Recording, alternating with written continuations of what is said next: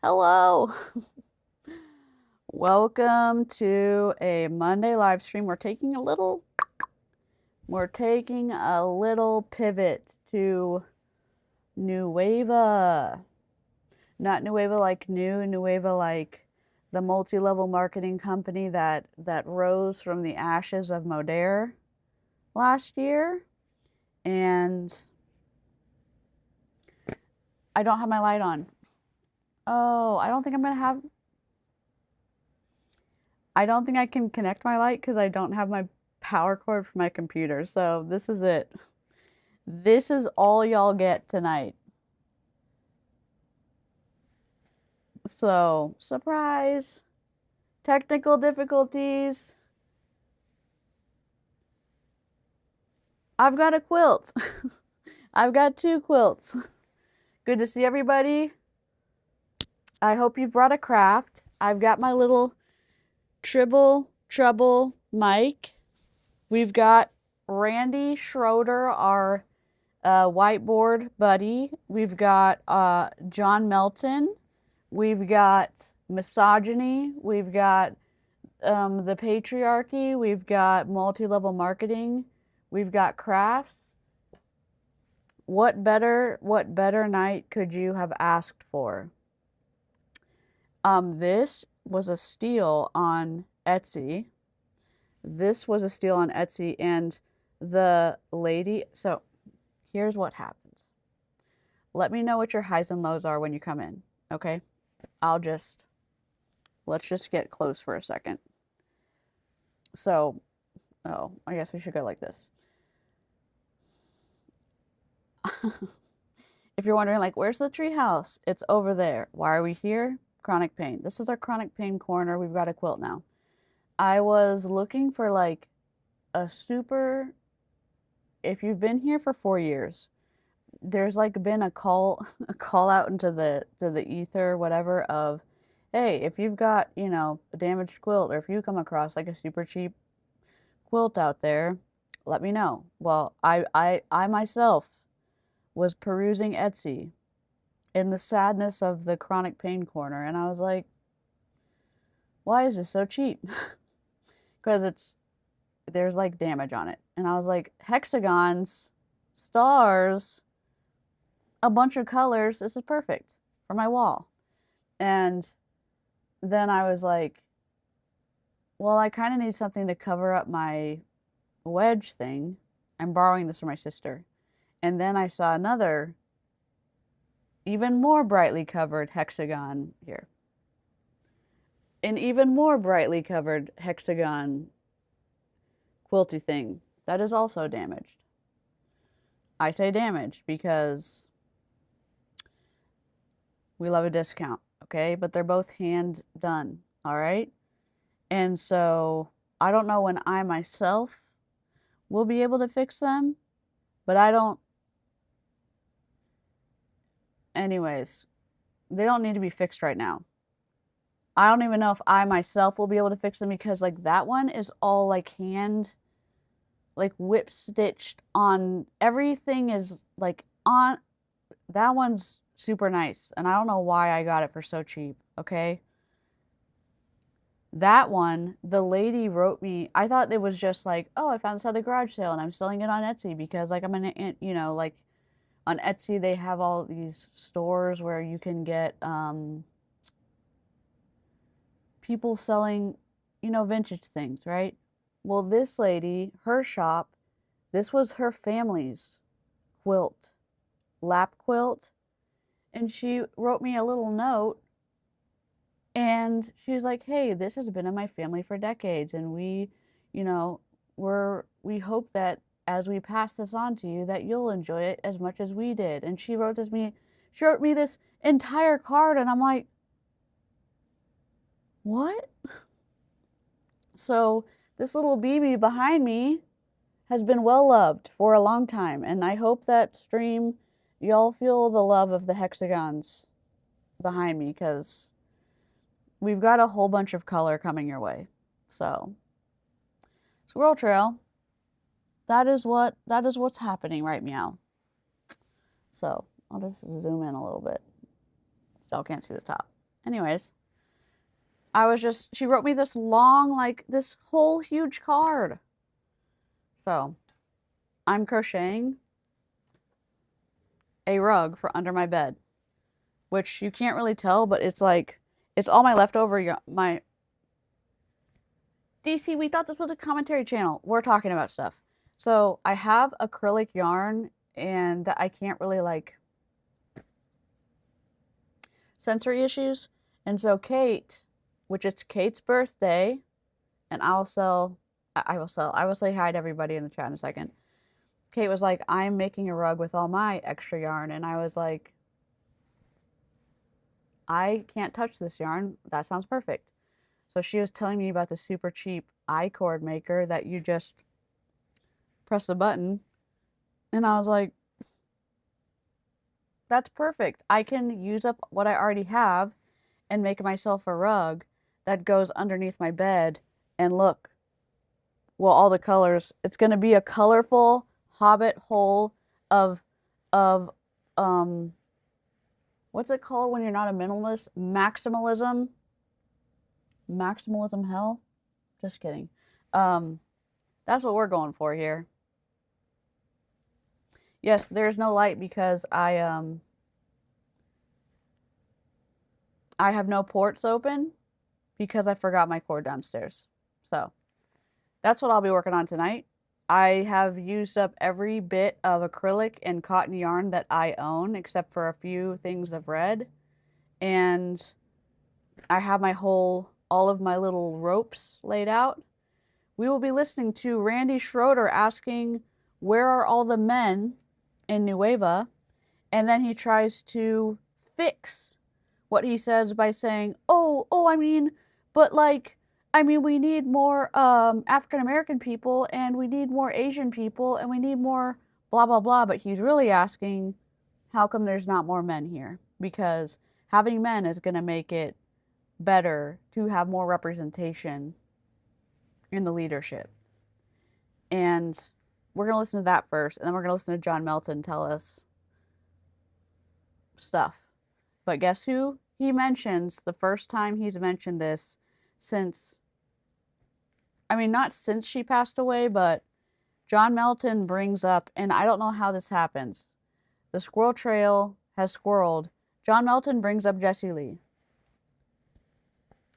And I don't know how this happens every time we go on a squirrel trail, but we're going to be crafting. It's been a day, so that's why we're just watching a video, and I'm going to craft. So that's my quilt. That's my story. Let's chat. Let's chat in the chat. I was going to be more like over this way, but I'm attached to my cord. So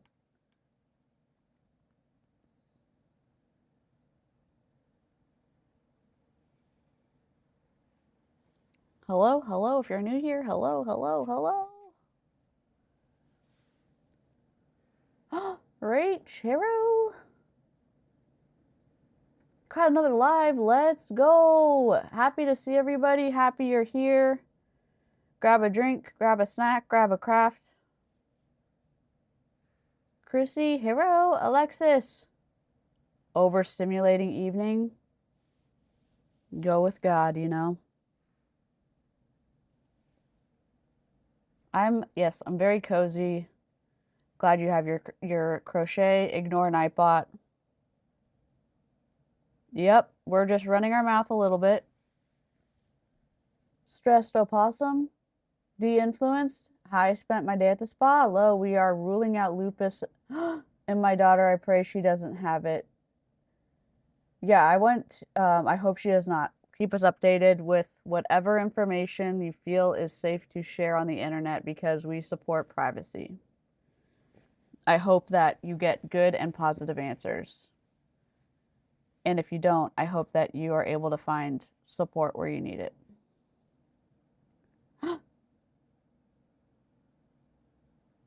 Kimomia tea?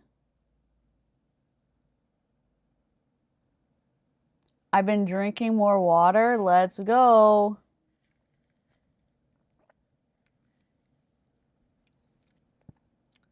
You had a bad depression day today. I'm sorry to hear that. Hexagons equals love. Pyramids equals not love. Got hubby's new AirPods recognized for his use. Low, can't find the only charging cord. Oh, is it a USB-C or lightning? Annie! Hero! Hero! I finished one of my courses. Dude, what is it about today? It's like overstimulation nation.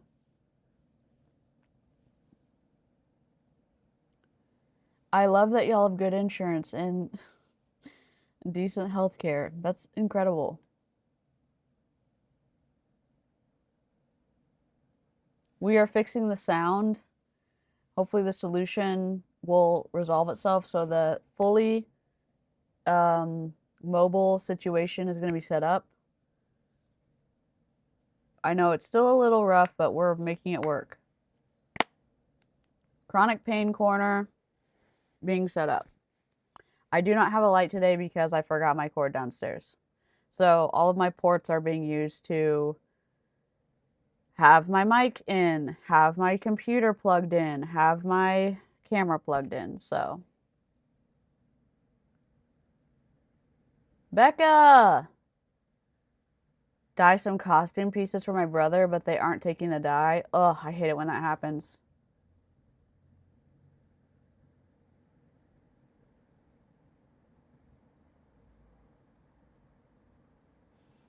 Oh, that's the worst.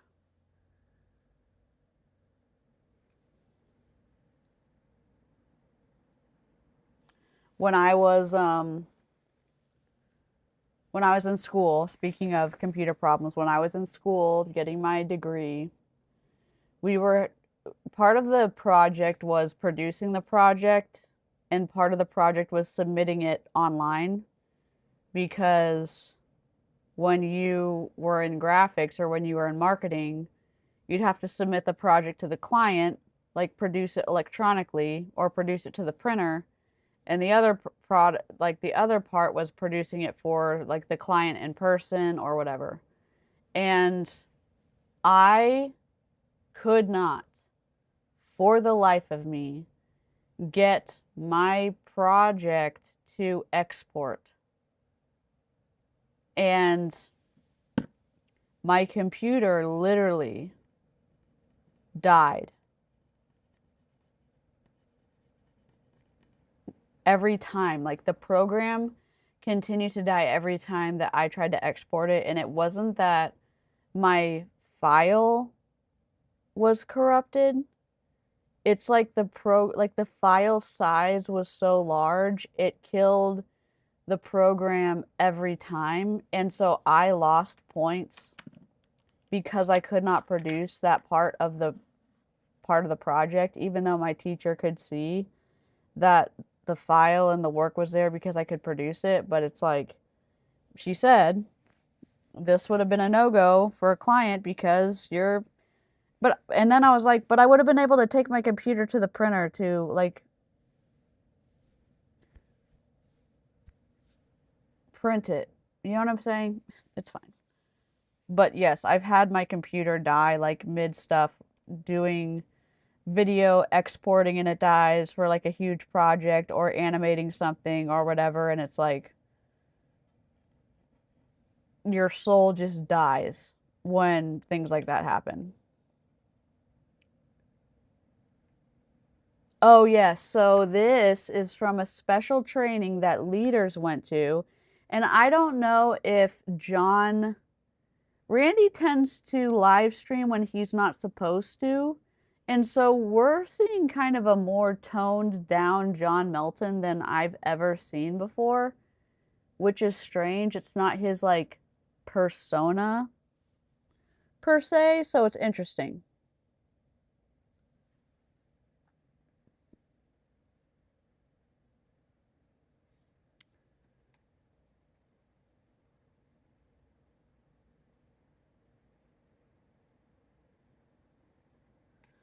All right. Please like the stream on your way in if you like anti-cult, anti-MLM, anti-fuckery, and, crafting while we look at wild things in the Wild West of the internet, this may be the channel for you, so feel free to subscribe. I'm gonna adjust, I think. Let's go. We're gonna watch the thin video first. And I'm gonna fix this video.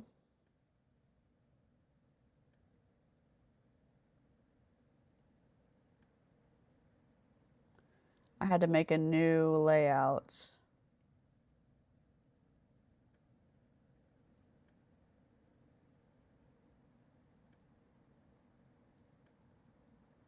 And I'm gonna put the captions on this. Just give me 1 second.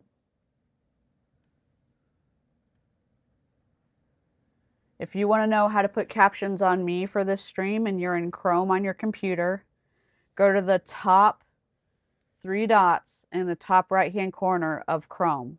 Click on that. In the search bar, type in live captions. Turn those on. It'll download. It has general languages on there, like not general, but it has a selection of like top 10 or 12 languages.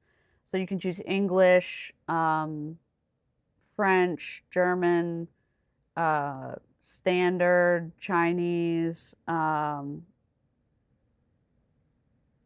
like traditional, and it has 2 different, you can go look for yourself. There's like 12 of them. You can go look at that. We're going to have captions on this.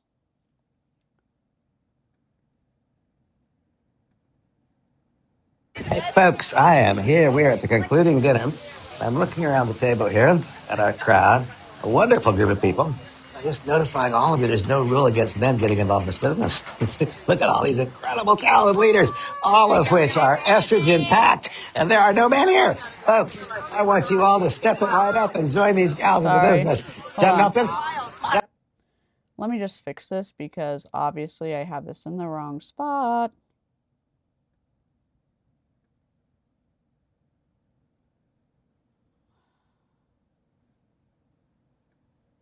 Am I gonna have to make this? How do I fix this size?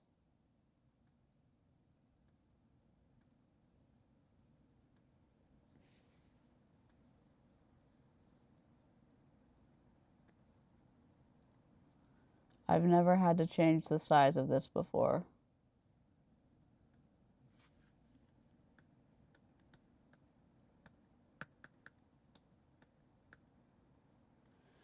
Oh, we're gonna have to make it ugly.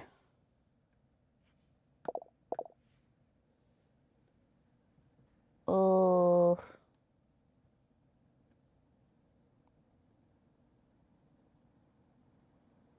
Mother trucker. We're gonna have to make it ugly, I'm sorry. We're gonna have like... Please hold, we're gonna rewind it, don't worry.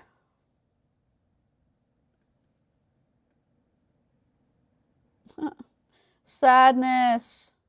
Actually, no, we're not gonna make it ugly. We're just gonna go to a different view.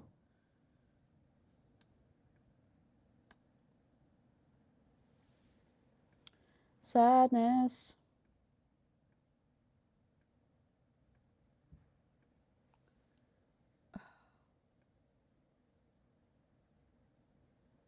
Oh well. We tried. We're going back.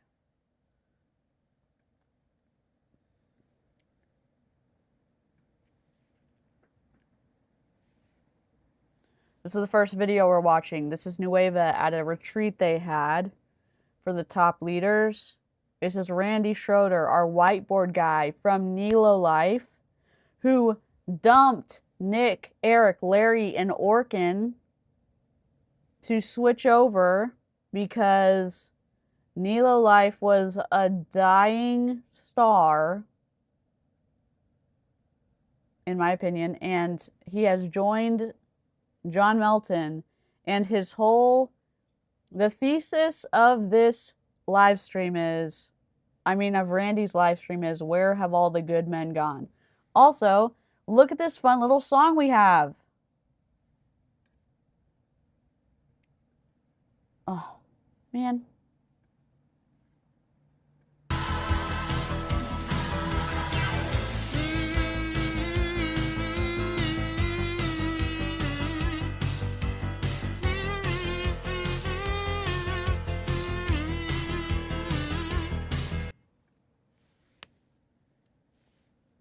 Please don't unsubscribe. Grab your emotional support craft and let's go.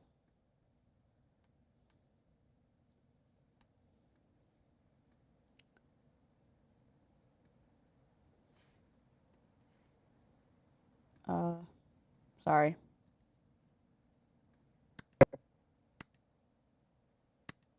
Hey, folks, I am here. We're at the concluding dinner. I'm looking around the table here at our crowd. A wonderful group of people. I'm just notifying all of you there's no rule against men getting involved in this business. Look at all these incredible, talented leaders, all of which are estrogen packed, and there are no men here.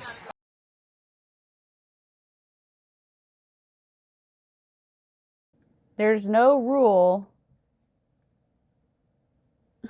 There are no men here, folks. There's no rule about men getting involved here.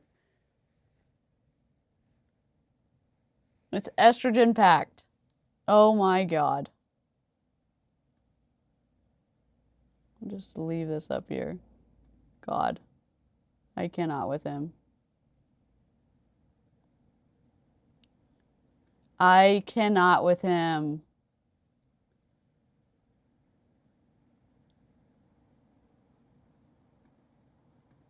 Folks, I want you all to step it right up and join these gals in the business. John Melton? John Melton, say hey to these guys. How do you? Oh, hi. Say hey. Okay, so John, tell me quick. Is there any rule against men joining this business? Rule? Any rule? No. Okay, guys, so I want you to know we love all these girls. We need to step it up and become a part of the party here. There's no rule about men being involved in this business. And then he says girls. Okay.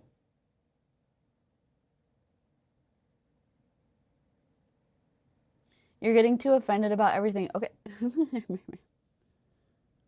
So, question.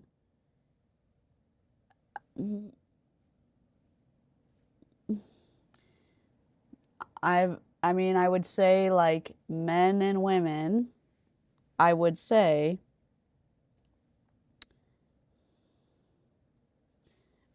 I mean, let's just live in Randy's whiteboard for a second, right?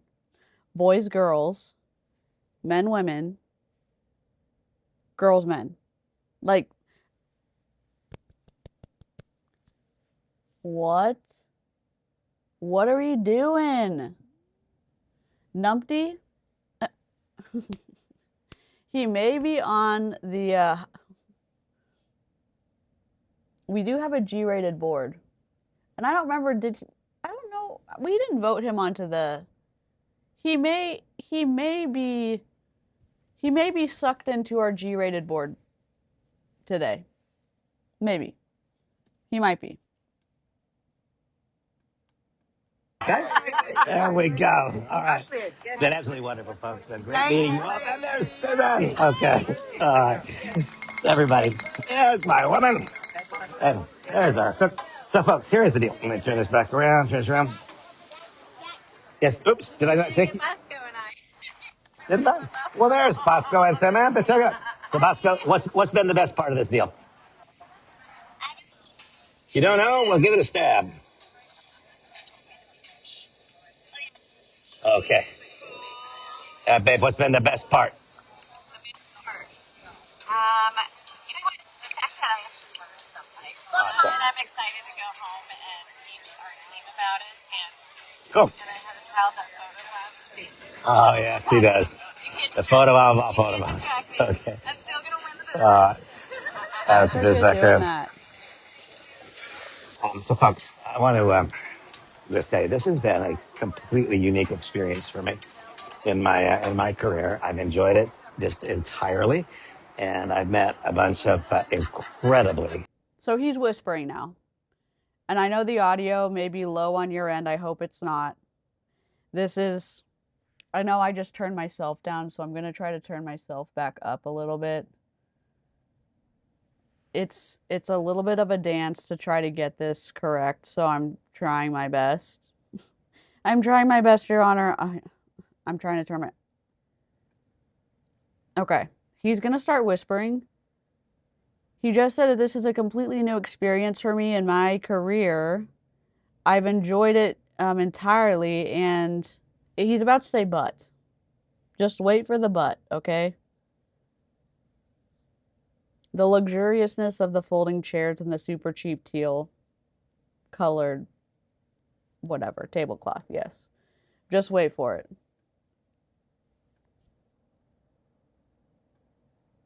Strong, talented women. But as I said a moment ago, I look around the room and I wonder, where are the men, guys? Where are the men? Where are the men, guys? Where are the men, guys? Where are the men? Where are the men, guys? Where are the men?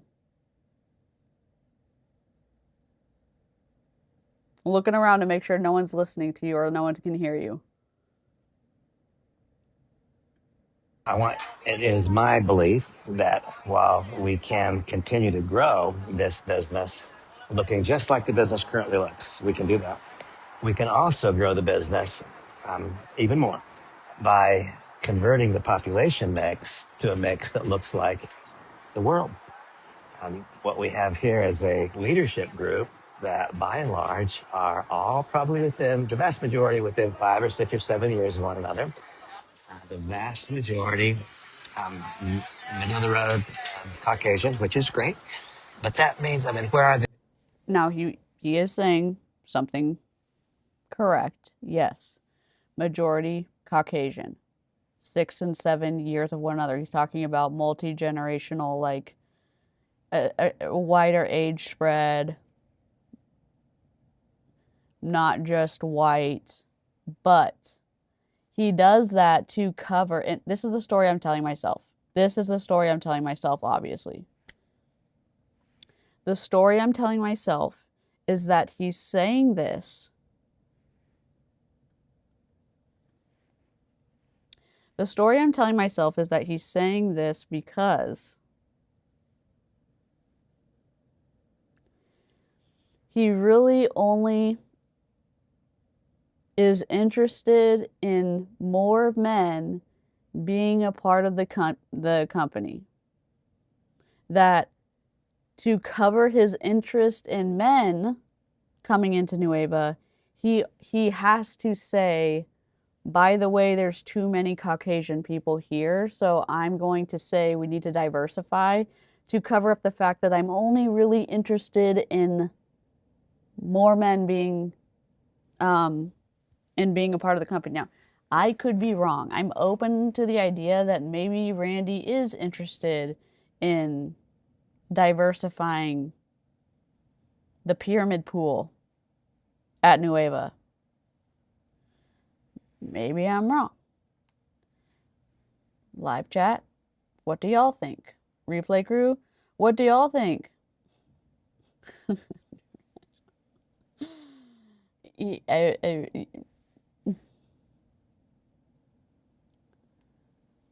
Yes, because every room needs more men to be worthy. Yes. It's interesting that, and we talked about this on members only a smidgen, just a smidgen, that Nueva, not Nueva, sorry, Nilo Life, the company that he ditched, the company that I think imploded or had to have a name change or had to become a new company or got acquired, was Nick, Eric, Larry, and Orkin, was the top founders / the people who ran the company were all dudes, all men, no women, no diversification of like ethnicity. And Randy never gave a shit about it. Randy never said anything, oh yeah, because it actually was only dudes and he didn't care about it being 60-40, representation of like men and women there because it was all dudes, which is all he cared about. So he never said anything about it. And oh, by the way, that company, and I'm not saying like correlation doesn't equal causation. I'm just finding it funny that that company like didn't do well and it was all guys leading it. I'm just laughing a little bit because Randy's being a chicken nugget. I'm just laughing a little bit. I'm glad you're here. Grab a craft. Grab a drink. Grab a little cozy. Put some socks on. They want to diversify the open wallets at Nueva. Turn the temp down if you can. If you can't, if you have a fan. I'm so temperature like motivated. I don't even know.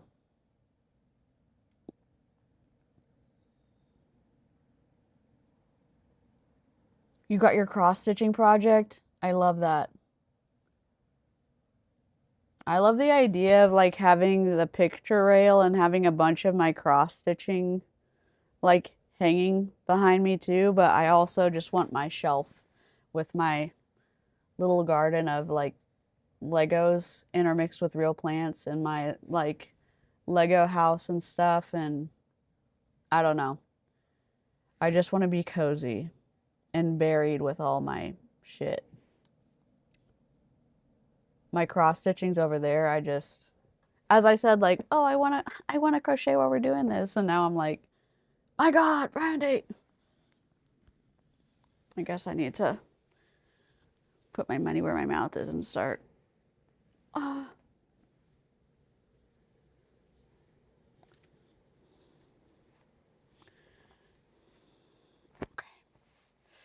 We're gonna breathe. It's okay.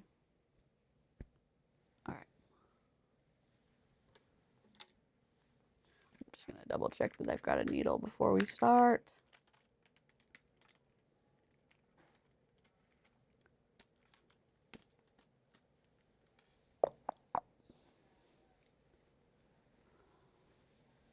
I'm making a rug.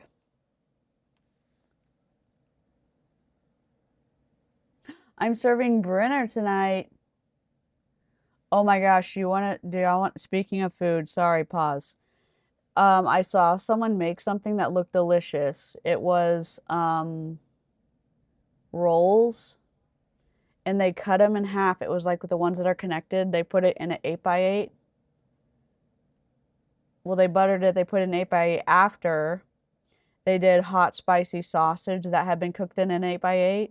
And then they put eggs and cream, that like eggs just with like 7 eggs that had just been broken a little bit with a little bit of cream with salt and pepper, and that had been cooked for like 10 minutes in the oven, again 8x8 after, and then bacon that had been cooked in the oven to crispy.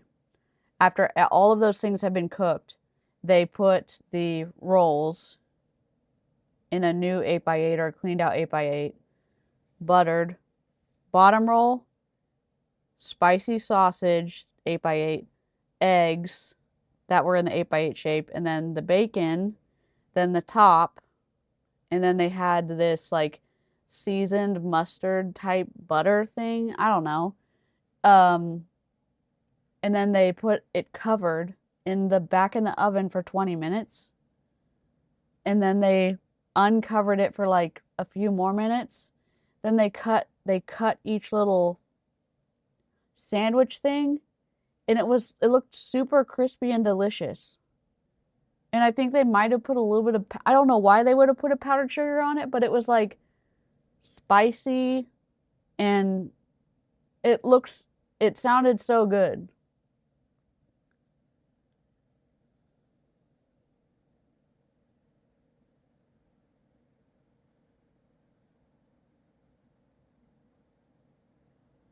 Anyway, sorry, food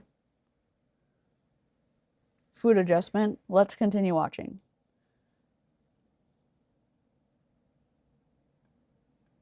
Where are the Asian Americans? There's not one here.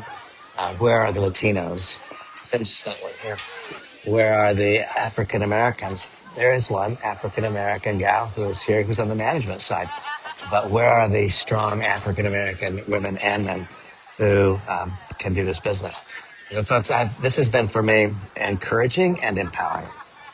John Maxwell said that encouragement is oxygen for the soul, and he said, breathe deeply. And I want you to know that while I've been here, I've been breathing deeply, and it's been encouraging. And we learned some things we needed to learn. Samantha and I learned some things here about how these incredibly talented people are building out customer pods. We've learned a lot about interactions in social media that I did not know and understand. Sometimes the pendulums swing too far. Randy's audio is notorious for being shit. So it's going to sound like he's underwater for a little bit. So I do have his captions on screen. So you're going to have to come back potentially and see what he's saying. I will try to read what he's saying, but y'all know how good I am with reading, so this may be a losing battle, but he's basically going to say like, how come we don't have diversity in our company? I don't know. Ask John Melton. Do they care? No. When are they going to care? Never. We've learned a lot about interactions in social media that I didn't understand.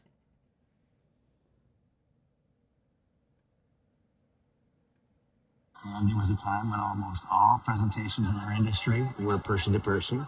It was moving towards a combined digital and in-person presentation. Then came COVID, and when COVID came, it of course went all online 100%.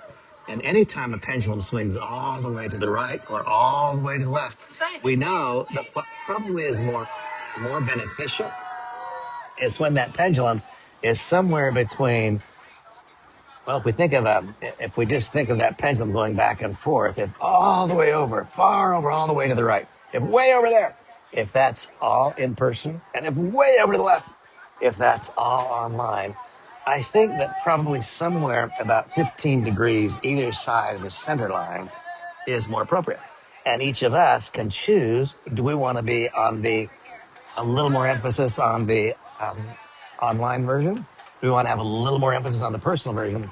It would be a mistake for any of us to not have both sides of that equation well represented. And the opportunity right now is the opportunity before us, folks, is a very simple one. It is to identify areas of possible improvement. Notice I said possible improvement, not needed improvement. This company is doing fantastically. It doesn't need to change a darn thing. But imagine if this group of leadership had the similar number of high quality, talented men who by definition have, there's a lot about men and women that are different. We all know that. It is much more natural, normal, the natural, normal flow of things for a woman, more logical for her to talk about a product that impacts her. That's just the way genetically we're different. Logically we're different. For men, far more likely to talk aggressively. It's hard to hear what he's saying, but there's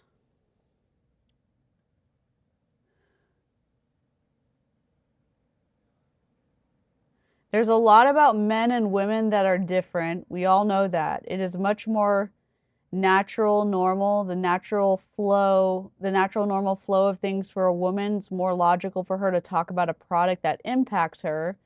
That's just when they're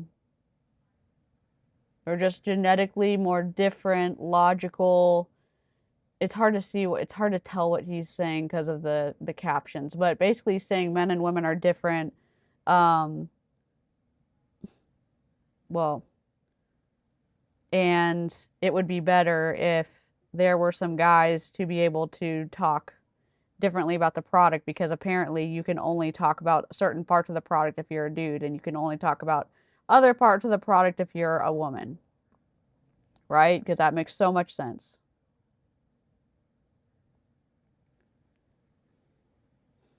God. Sorry, I'm trying to attach these real quick. There we go. In terms of business opportunity, the combined messages the best. We improve this organizationally. We improve this company, and we improve it a lot when we create a leadership group that is half women and that is half men, or that is 60% female and 40% male, or the verse.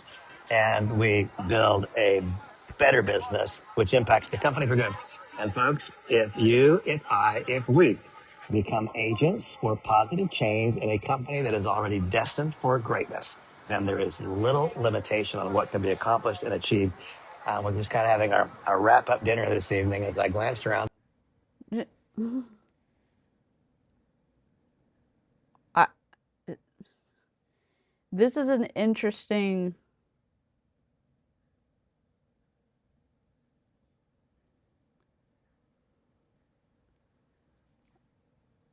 Obviously, like, I don't care because multi-level marketing, right? It's an interesting thing to dance with this idea because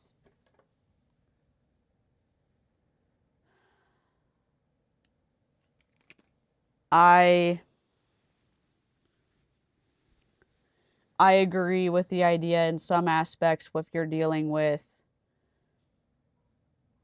socioeconomic decisions or something that has to do with people as it relates to like their care or their outlook or whatever. I don't know. Business wise, I don't think it matters. I think like the best brain wins. And I think that Randy has lost the actual plot because I don't think there's some type of like, I don't think there's some type of packaging that houses a brain, or I don't think that a brain, that there's a winning combination of brains that's represented on a panel that somehow creates this synergistic like super business because there's the right percentage of like men and women.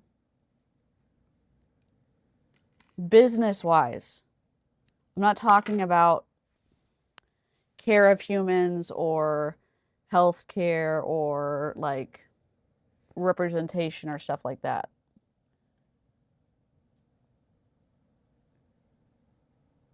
Yeah, I think he's uncomfortable with like women.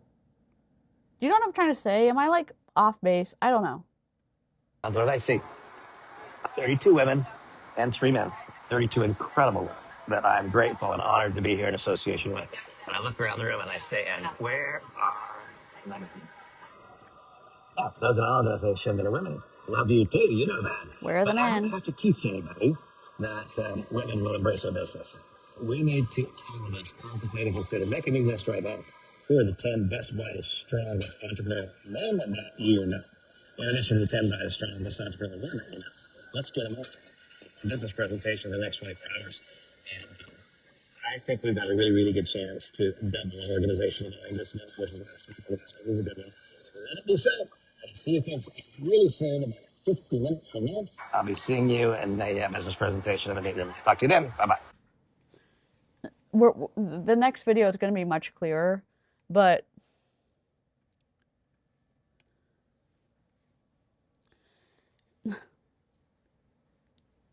it's Randy showing us who Randy is over and over and over and over again. If you've never like, if you're like, who the hell is Randy?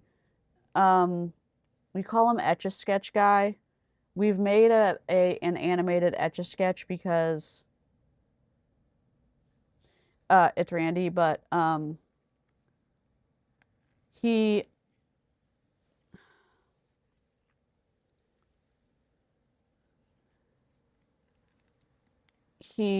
what did he do? He loves his whiteboard, which is fine. He was in Nilo Life.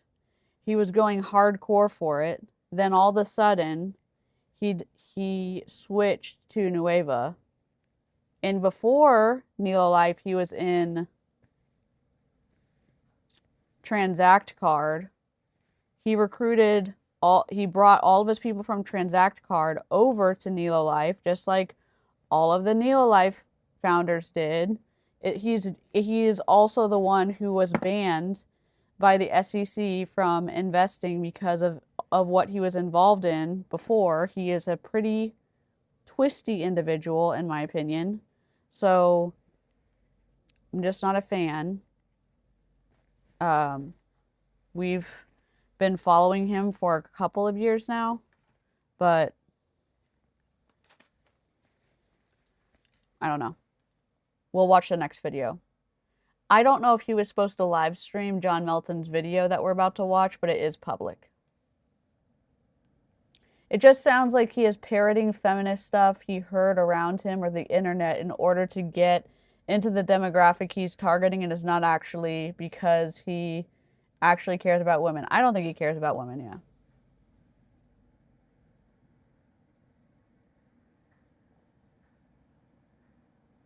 Remember when they insisted it wasn't named after the founder's initials? That was so funny. It is wild. So, Nelo Life, which is different than Neo Life because there's two MLMs. One of them the LeBrant family's in. And Nelo Life, everyone was saying, hey, did y'all name it after the initials of the founders? And Nick, Eric, and Larry were like, no, no, no, no, no. Because there's no O. There's no O. There's no O. There's no O. And Charlene, one of our mods, was like, one of the other founders' names is Orkin. Orkin Arat.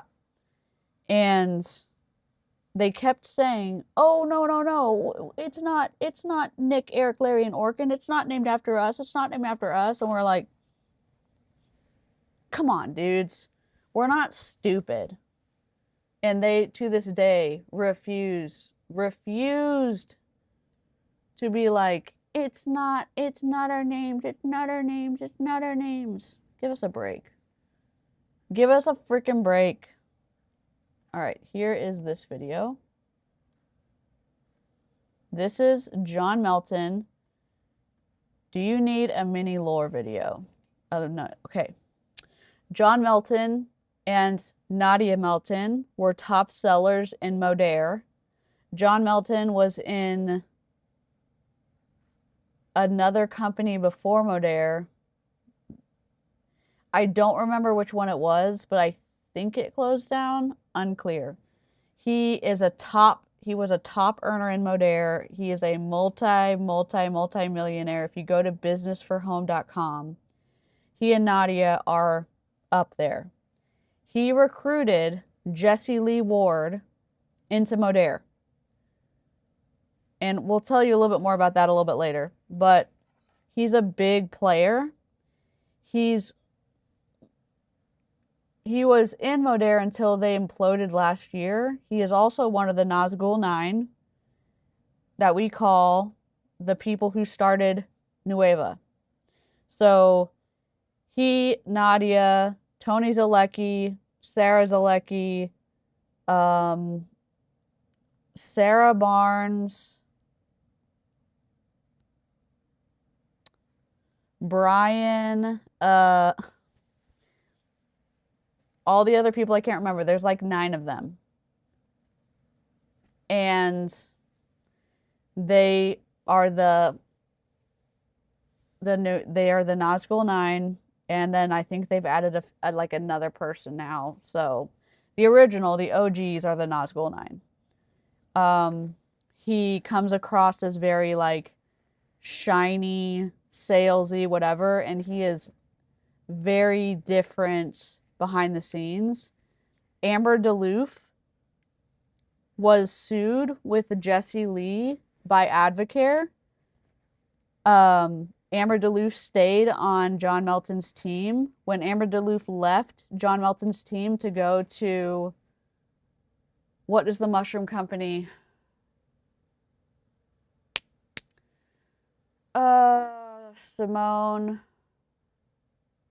Marina Simone. Hold on.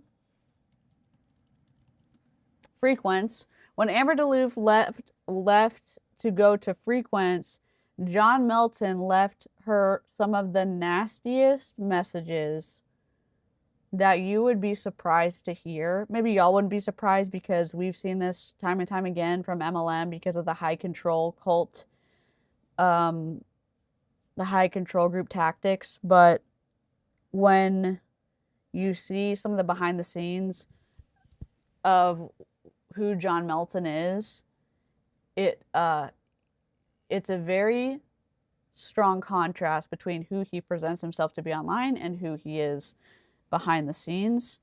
And who we're going to see today is even different than who he is when he live streams on his own channel.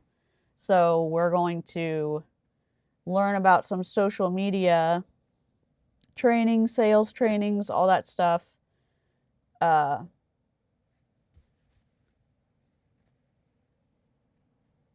From this top leader event that Nueva put on, and Randy streamed it, so thanks, bud.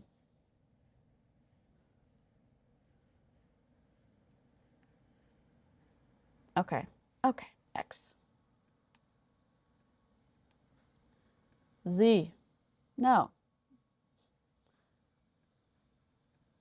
Years ago, literally, you could post the worst, spammiest video on TikTok and get 1,000 comments. You probably wouldn't be leads. You're probably, I don't know how to respond to all these leads. They're not seeing my message. I'm getting my account restricted. I'm in Facebook jail. My TikTok suspended. My TikTok shut down. Like, those were the problems, right? And listen, if you're one of those people that actually does do a good job of generating leads, that is awesome, right? We have some of the best lead generation. Yep, Randy's in Nueva now. Right? Randy jumped ship. Randy abandoned Nick, Eric, Larry, and Orkin because he saw the writing on the wall and has been in Nueva since last October or November. You can, when I was going back through his Facebook, you can see his posts start to turn to Nueva end of last year. So, yeah, he bailed big time after he committed so hard to Nilo Life from Transact Card. He had to convince all of his people from Transact Card to double down on Nilo Life. And then he had to... This takes up so much yarn. He then had to, you know... It's an uphill battle because he keeps having to validate each new company that he's joining. And I don't know how he's going to keep doing it because you have to keep doing this when you keep MLM hopping because the compensation plans are so bad.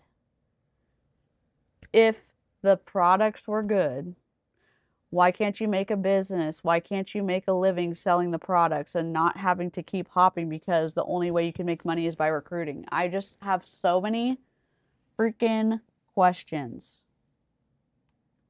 Gurus in the entire network marketing industry. But on the flip side, and you've heard me say this before, I'm sure, you can't sit back waiting for people to ask you about your business, about your products. So again, whether you're inviting them or they're coming to you, that is step one. This is the most important part, right? Prospecting, inviting, whatever you want to call it. Like, people tell me I want to make $10,000 a month. Fantastic. That's a great number. That was my goal when I first got started network marketing too. Even though it took me about 7 years to do it, right? But it's still, that was the goal because it just sounded like a big fancy number, right? Really, I just wanted to make my money back. You know what I'm saying? I paid for my $50 starter kit. So I was like, if I could just make like $50, and then I was like, if I could make enough money to like not wait tables and live at home with my parents, that would be super cool. But over time, I built up the confidence. That's Randy's video work. Clarity of like what to do every day, how to talk to people, how to follow up, all the things. And I think one of the things a lot of people do kind of struggle with, and Jen Cooper and I talk about this a lot, it's actually the conversations. Yeah. It's that second step. And I'm not going to sit here and say there's this like cookie cutter way to do it. But if you're getting ghosted, you're getting ignored, you feel like you're doing all the talking, you have to pivot. You have to get better at asking questions, changing the topic or the conversation, right? Because sometimes it is weird when you feel like you're only asking them about the product or the business. Like sometimes I just say, hey, how are you? How was your weekend? Yeah. I change the subject. Why? Because I just want to get them talking, right? I think this is one of the reasons some of the old school networkers are so good with the new school, the online. It's because they were so used to doing the invites, overcoming objections. I'm not saying you shouldn't take no for an answer sometimes, right? If someone's like, absolutely not, I would never do something like that, that's one of those pyramid schemes, I'm like, oh, you might be right.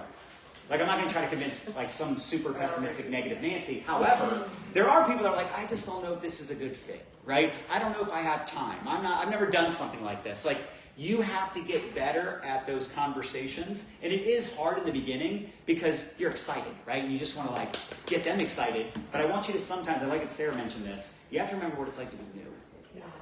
It's just that people don't want to waste their money. They don't want to get their hopes up, right? So we have to figure out how can we get them talking or keep the conversation going. I like when Eric Worre says it's like playing tennis, right? Like you're hitting the ball back to them and then getting them to talk, and you just keep that conversation going, because as much as I love to, meet new people and generate leads and build a following, all of that is great. But what's the point of like meeting new people, generating leads, if you're not going to like get really good at talking to the ones you're already connected to? They already know you. You know what I'm saying? Like, this is such a major key, because as much as, again, it's like, yeah, I'm putting in all these new recruits and customers, but if they're not getting results or they're not feeling supported, or like you're not taprooting, some of the best people that have ever come into my organization, like how many of us would agree Michelle Churchill's pretty good? Yeah. She's pretty good. Maybe one of the best I've ever worked with in 25 years, yes? She came Michelle Churchill is one of the... Michelle Churchill is a top seller in the industry. Like, if you go to businessforhome.com, you'll see, and businessforhome.com is pro MLM website. You submit your paychecks to them, and they'll show, like, within reason, they'll say like, okay, this is a top earner, like they make whatever. They've made this much money in their career, or it's not like the company submits it to Business for Home and it is a unbiased website, if that makes sense. It's not like an anti-MLM site that keeps track of multi-level marketing companies, if that makes sense. But Michelle Churchill's on there. She's a top earner. The Meltons are on there. Michelle Churchill is a Nueva founder.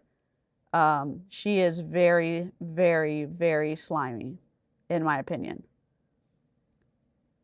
All of the people who are running Nueva are very, and not that you are a slimy person if you are only caring about external things. It is very strange to me the way that they recruit in, sorry, I made that face because of, like, this is acrylic and I'm struggling to touch it. That they want you to look a certain way and they want you to recruit a certain type of person so that you can, like, they want you to look a certain way so you can recruit a certain type of person so that your recruits will be a certain type of person. Like, they don't want you just recruiting anybody. They want it to be an aesthetic person, if that makes sense. And we've heard that on a live stream from Michelle Barnes and Margie Alaprandi. I wish I could say I was kidding, but I'm not.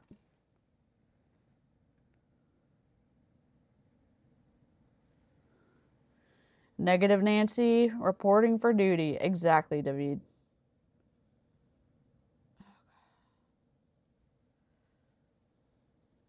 David, didn't you used to have a accent over your... Am I saying your name wrong? If I am, just let me know. I feel like I'm going crazy. I didn't recruit her. She came in through someone that, so I enrolled, actually I'll just tell you a story. I enrolled Jesse Lee. He's about to talk about Jesse Lee. So I'm going to rewind it. Hold on. I'm going to go back to 3 minutes. Or 3 minutes, 28 seconds.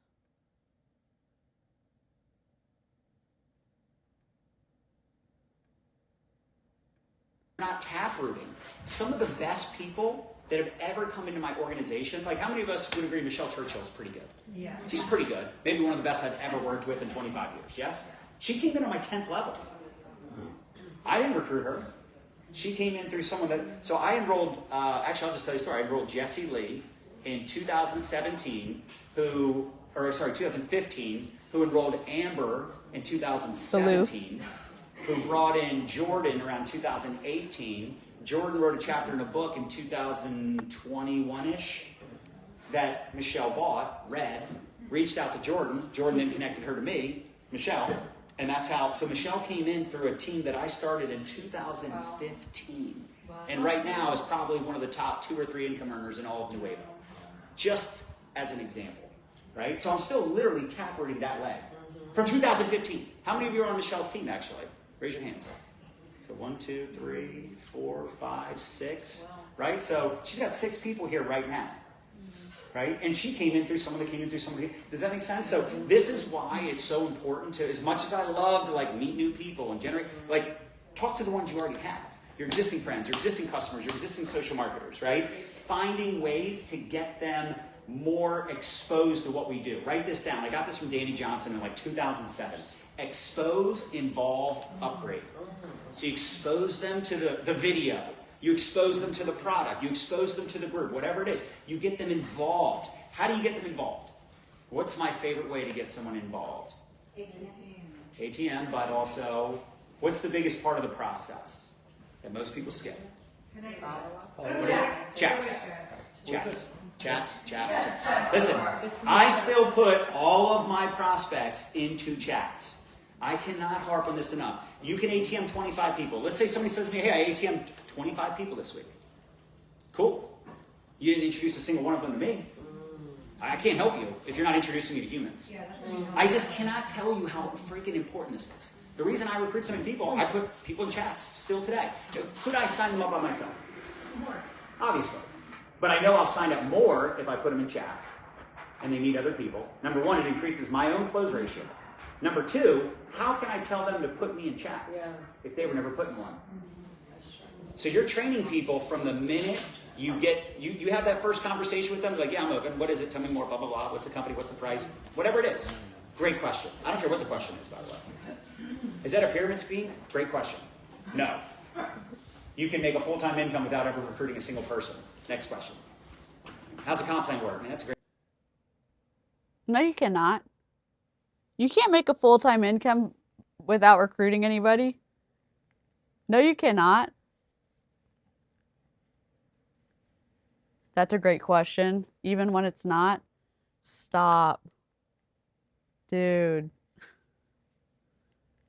I feel like I'm a borrower right now. Has anyone seen the movie? Did anyone read the books growing up, The Borrowers? Or see the movies? You know, I don't know if you were ever a kid and if you read those or saw those and you were like obsessed with finding things that made you feel small. We used to go to the hardware store. Sorry, squirrel trail.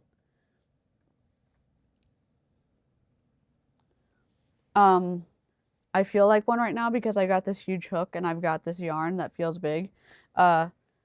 We would go to the hardware store and like hide and stuff. Like when we saw the movie and like you'd have to hide from like the people and stuff. And so when my dad was like renovating the apartments he used to own and we would be with him, my dad would be watching us. Well, we would be hanging out with my dad because we would either be cleaning the apartments or whatever. And so we'd go to the hardware store with him and we would be hiding in the, you know, material aisles or inside the materials, maybe that we weren't supposed to, but we'd be hiding from the lifts, the the machines, the forklifts.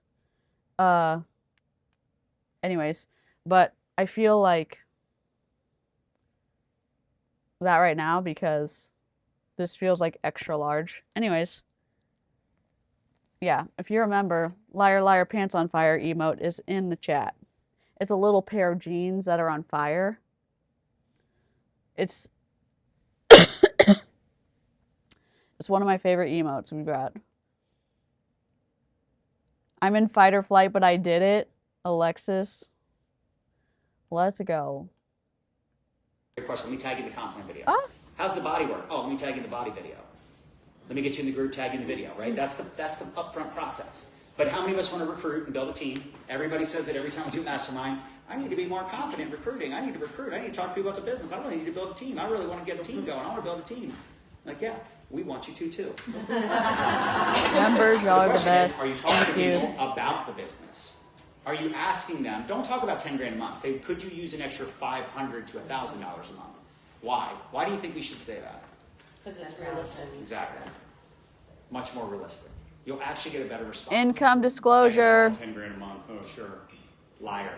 That's what they think. I mean, they might not even say it, but subconsciously, like, there's no way. It can't be real. And by the way, most people, let's be very clear, most people are not going to make 10 grand a month. Yeah. Right? People are like, oh, so what's the average person make? I'm like, what a weird question. Who wants to be average? But it's okay because, again, we know that's what people are thinking. They're thinking worst case scenario. I'm like, worst case scenario, you can make nothing. They're like, oh. I'm like, yeah, it's performance based. You get a real estate license. What does that actually mean? How much money are you going to make with a real estate license? Approximately.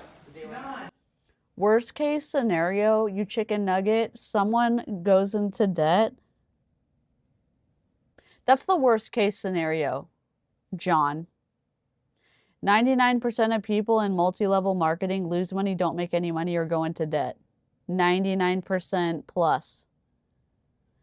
If you're watching this, if you've gotten this far, and you're like, what the fuck is going on here? This is not like regular anti-MLM content. Sorry about that. You can go to Google.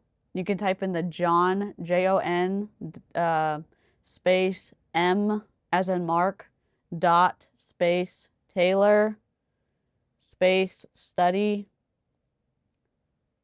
2011. It should come up. It's like a PDF, the first one.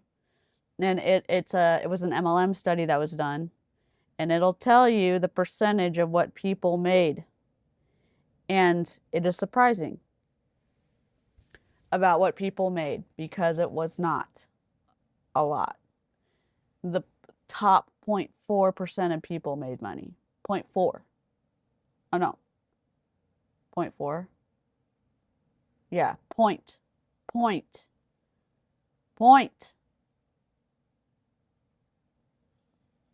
Worst case scenario, lose money, lose friends, lose respective coworkers.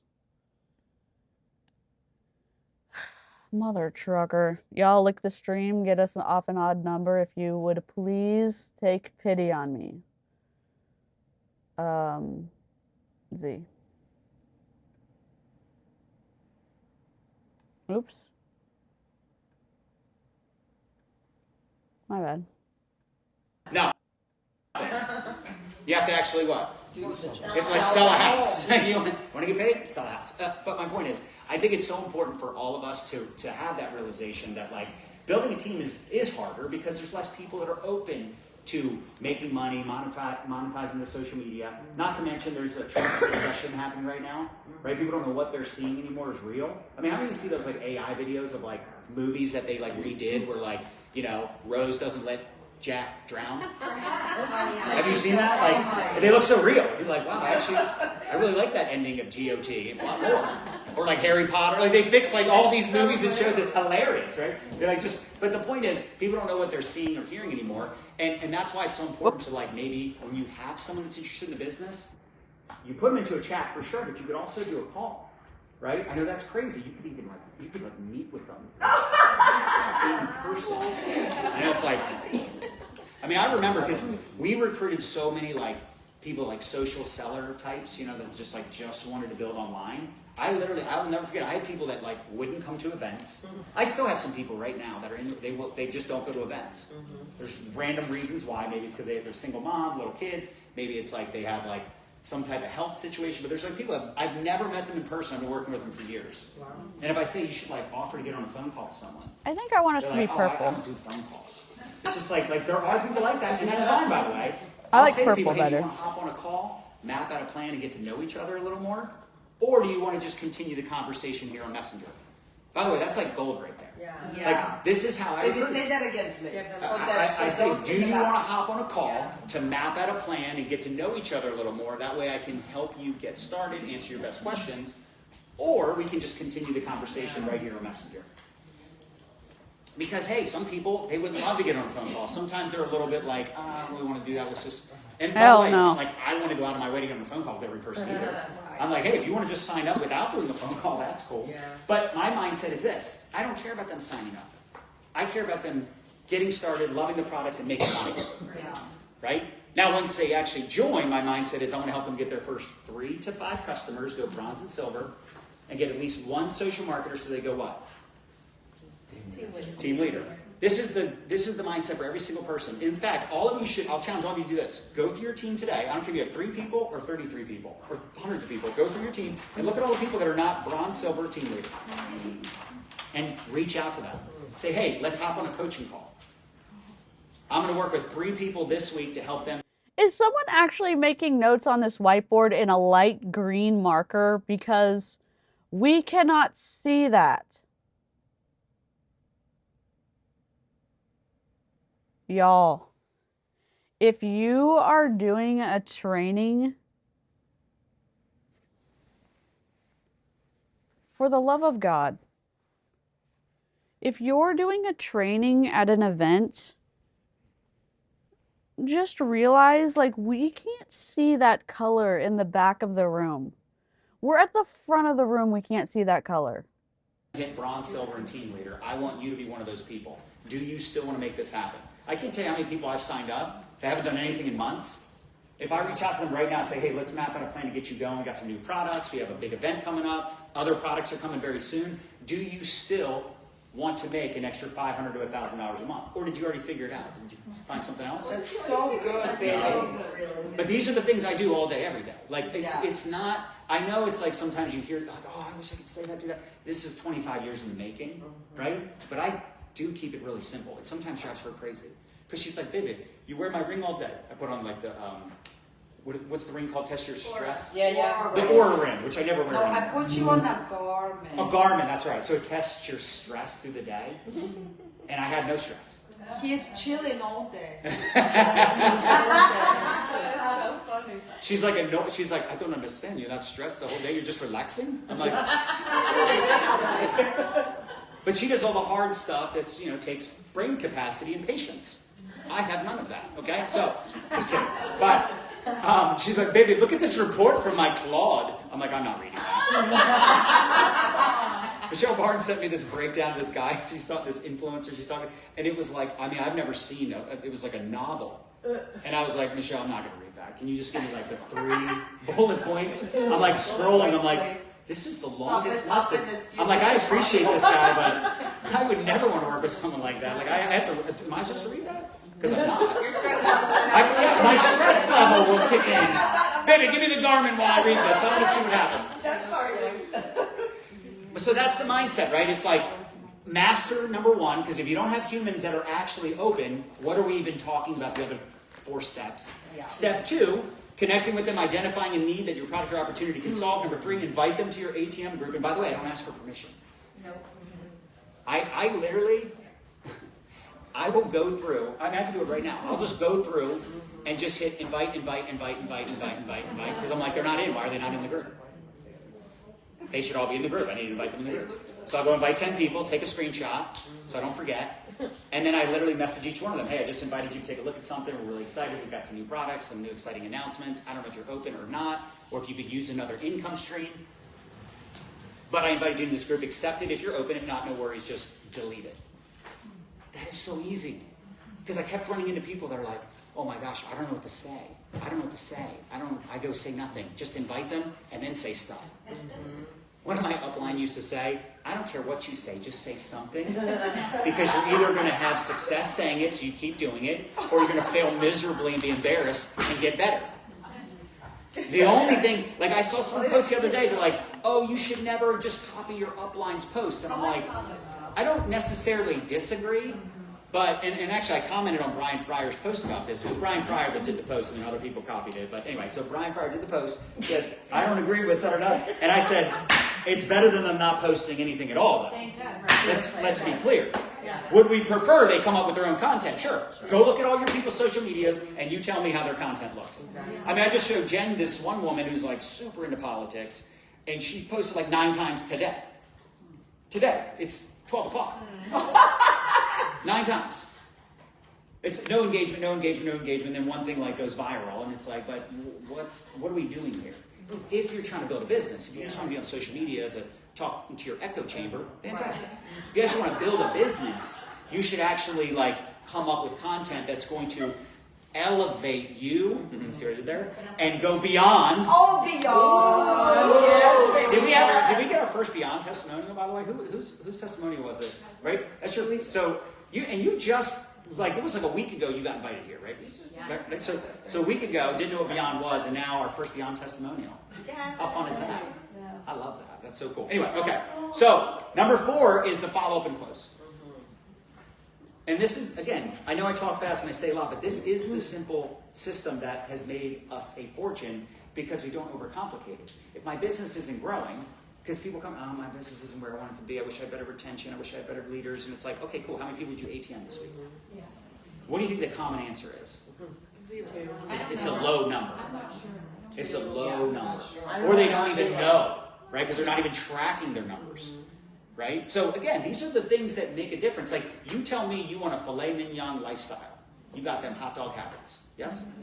Can't have hot dog habits, filet mignon lifestyle. So we have to make decisions to just get better, track our numbers, make sure that we're leading from the front. Because if you say I want to attract better people, you have to get better. Yes. It literally is the X factor. You know, I was just talking to Sarah about this the other day. It's like, how do we build such a massive business in Modera? And actually, I'm going to give you the timeline because I think this will put things in perspective. So we joined after our last company was shut down by the FTC for being a pyramid scheme for the second time that happened in our career. So lovely experience, by the way. You recruit 7,000 people in 2 years and it just goes bye-bye. So, but we did realize very quickly that company was kind of, sort of, a giant pyramid scheme. Because even the customers were in the system as distributors. I freaking love that Randy cannot help but live stream stuff, because John would not say this on a live stream if he could help it. John would never say this. John would absolutely never say this on a live stream. He would never say this on a live stream. Sorry.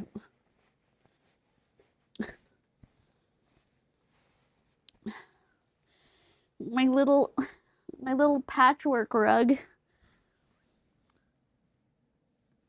It was kind of sort of a pyramid scheme. Here. I'm going to rewind it like to 14 minutes. He can't help himself. He admitted it. He absolutely admitted it. He 100% admitted it.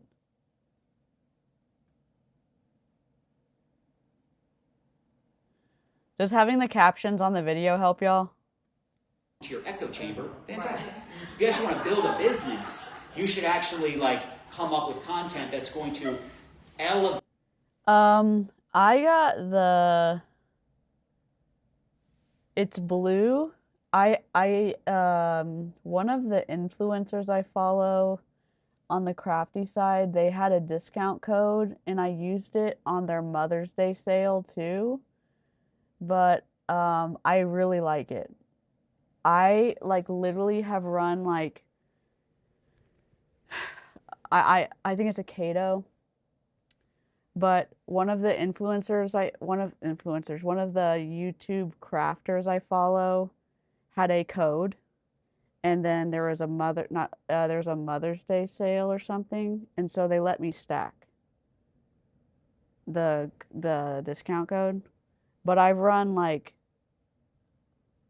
I ran acrylic and I ran Hobby Lobby cotton.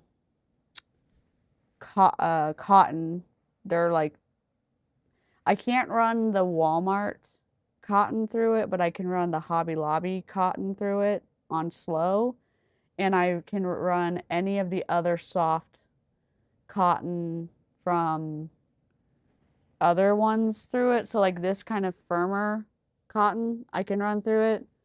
But like I freaking like churned shit out.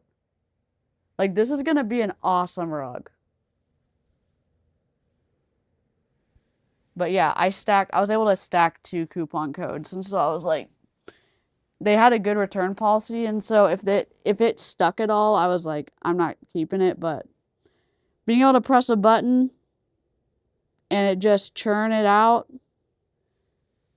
because I had one that I hand wound when I was making a garland, but to be able to make enough to make a rug, there's no way that I would be able to hand do all this. Heck no.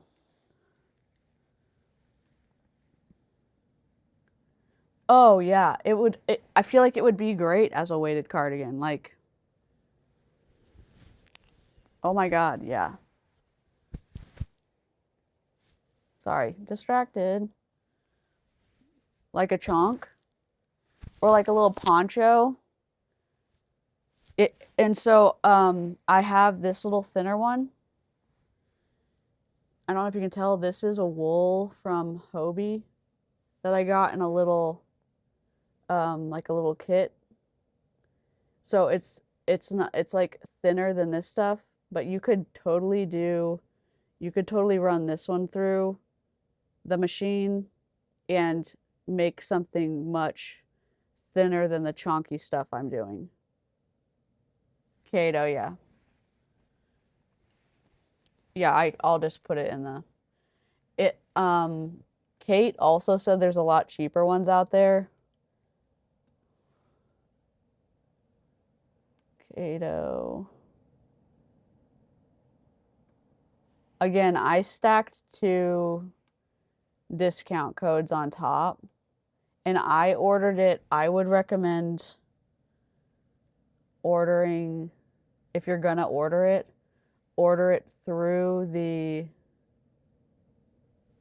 website, because I looked at Amazon, I looked at Walmart, I looked at like other deals, and they when I ordered it, they let me stack the coupon codes, and also there's other cheaper options out there. So don't just get it because I got this one.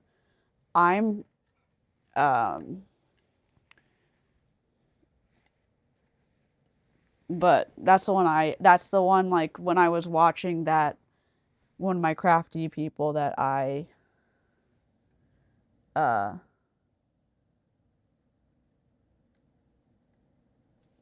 was following, they had that discount code. So, but yeah, it's automatic and you plug it in, and it has a USB-C port instead of a micro. It has 3, I mean, there's cheaper ones too. So,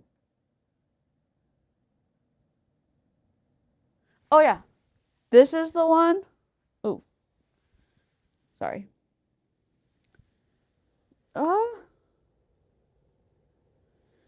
This is from Etsy, and this is from Etsy.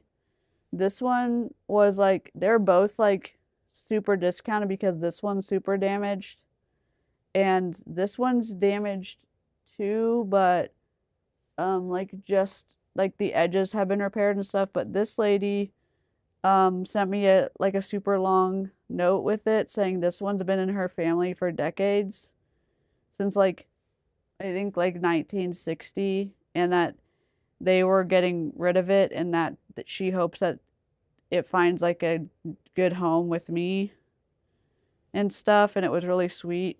Um I guess I can zoom in. I'm trying to show y'all. I don't have the lights on, but like it's just hand tied to hold this to the back. It's like kind of like coming apart at the edges. And that one, all of this is like laid on top, so in like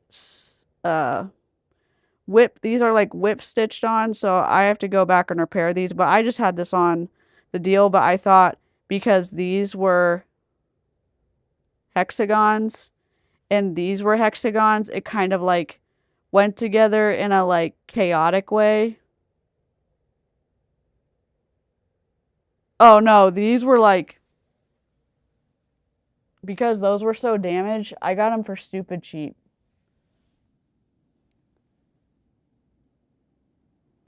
I don't know. I got them at like those were stupid cheap, and I don't know why. Like they didn't have lice on them. I was like, no, they didn't have lice. They were, because they don't have any batting on them. Like, oh, you can't see. They don't have any like they don't have any batting on them. The edges are super damaged and stuff. And this one's only a lap size. And that one's big, but the tops are like they're ripped and stuff. So I think that's why I got them for like they're both well under $100. So like if you dig and you can go and look, like you can find that. I mean, I'm sure this one can be repaired. It's not, I'm just having it up there, like I just have to repair all of them. But I was like, oh, chaos of hexagons, like that kind of goes together. I mean, anyways, I have no light on today because my cord is downstairs.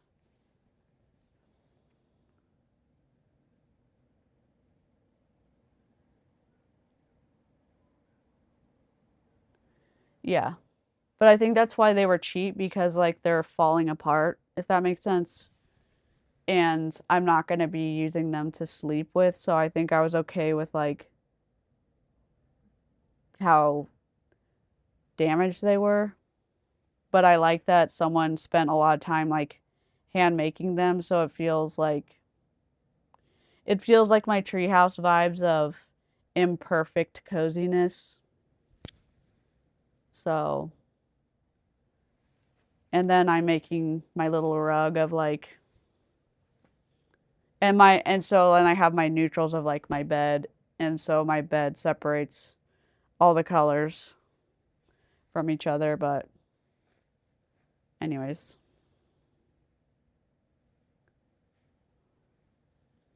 my mom has one her great grandmother made when my mom was a baby, so they're almost 70 and have to be repaired about once a week.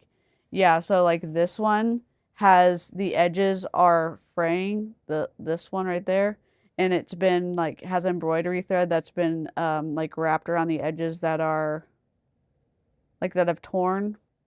And this top one, all of those little, like these little pieces are all hand done on top, and they're like coming off, so I'm like, I'm not touching it right now.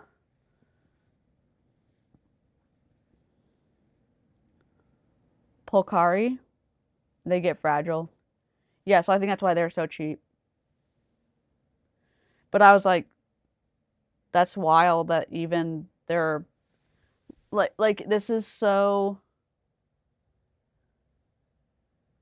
I don't know, like they're like, even though they have like holes and stuff, like they're so,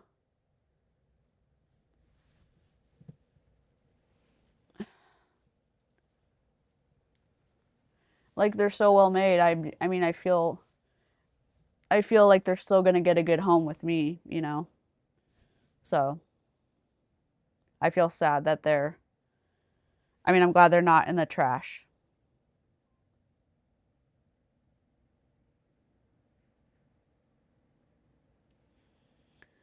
I have a twin size blanket my great grandmother crocheted when I was born. Oh, I love that.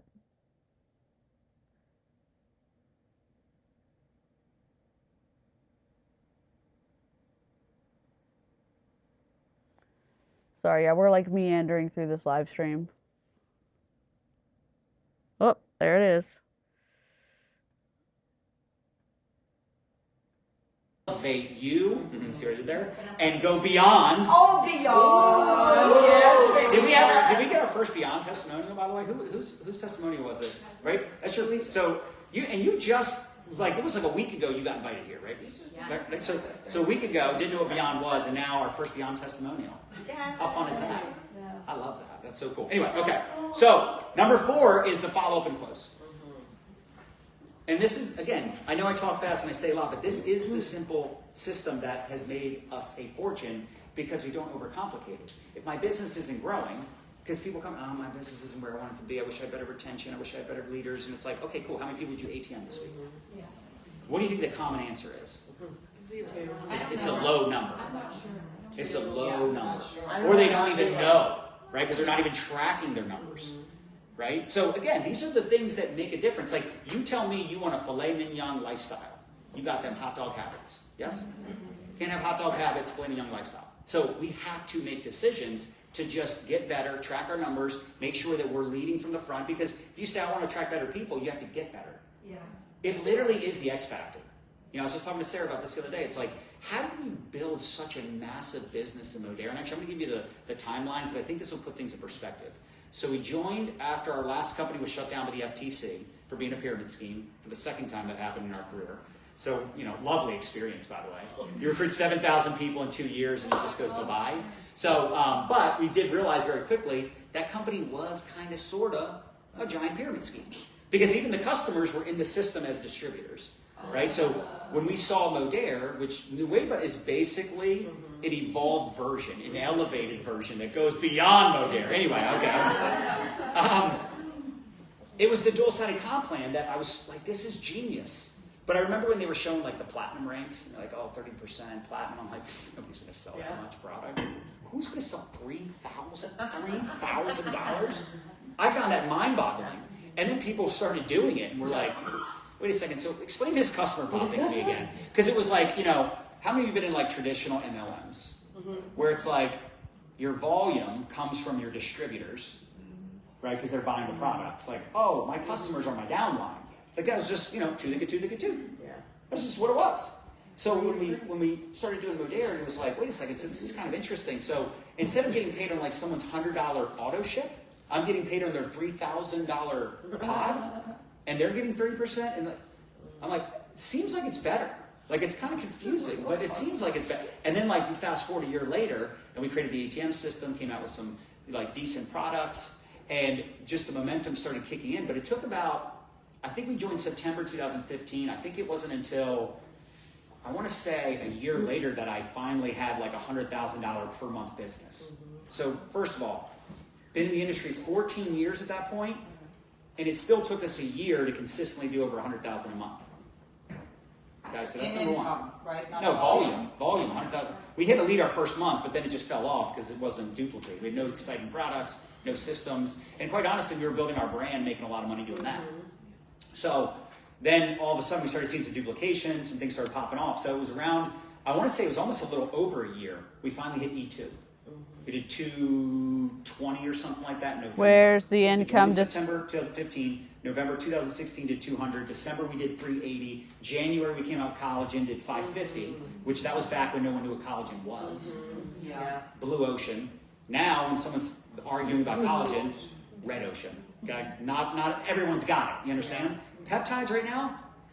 Yeah. Blue ocean, exactly. It's new, it's fresh, it's exciting. But with that being said, 550 in January. February, we had our first $1 million month.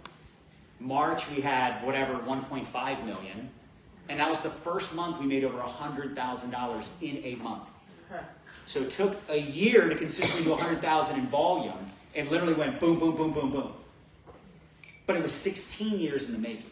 Does that make sense? Yeah. So this is one of those things where it's like you're at the right place at the right time, but you got to grab a hold of it. That's right. Because we didn't know that was going to happen. I gave up on 7 figures. Ask Nadia. We were doing our goal setting for the year, like we did every year. Yeah, talk about And she's it. like, oh baby, let's write down like in the present tense that we're making $1 million a year. And I'm like, this is so stupid. Like, I can't. I'm not that like. I don't do the affirmation like I am a $1 million per month income earner right now. It's just not me. Never has been. I'm just very like real, like it's what it is. Thank God you married Yeah, me. exactly. So and I go, baby, and we always write down we're gonna make 7 figures. Like how? And she says, The how doesn't matter. baby, the how to is none of your business. In 2017, we made $2 million. So our first year making 7 figures, 16 years to get there, okay? Dude, where's the income disclosure of anything? All the stuff he's saying right now, he's not allowed to be saying. He's validating his position in Nueva by saying how much he earned in Modair.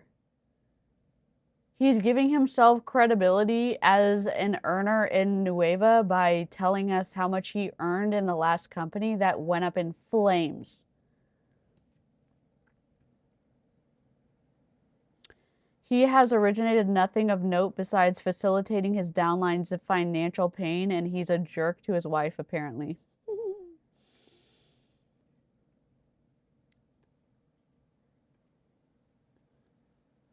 Thank you, Chris.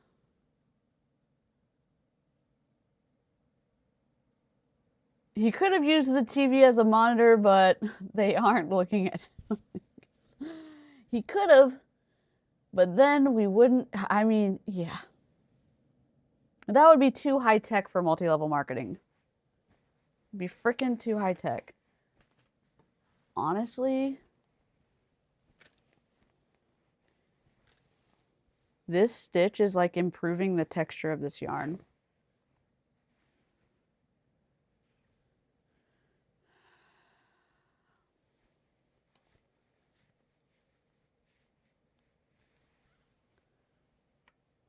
I don't know how I'm gonna do it. I'm gonna have to buy someone's yarn stash on like, Kate was saying to buy someone's yarn stash on like Depop or something. Because I literally used all of my acrylic I have, all of my cotton I have. I have 1, 2, 3. Sorry, I know this is a very chaotic live stream. I'm sorry.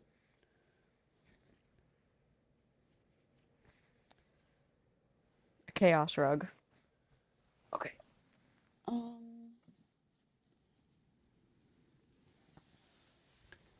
These are all the strands I have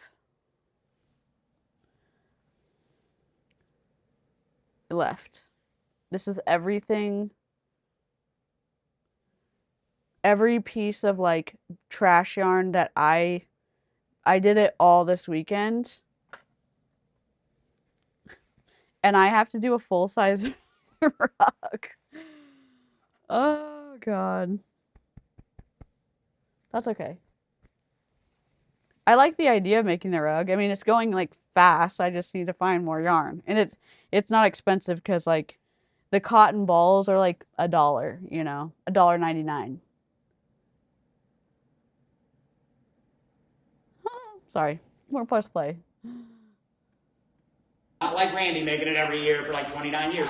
Took me 16 years to finally get there, right? Which maybe it took you a while too, but it took us 16 years. But it's funny because, again, we were setting goals, and in 2016, she's like, oh, baby, we need to make $1 million. And I'm like, how?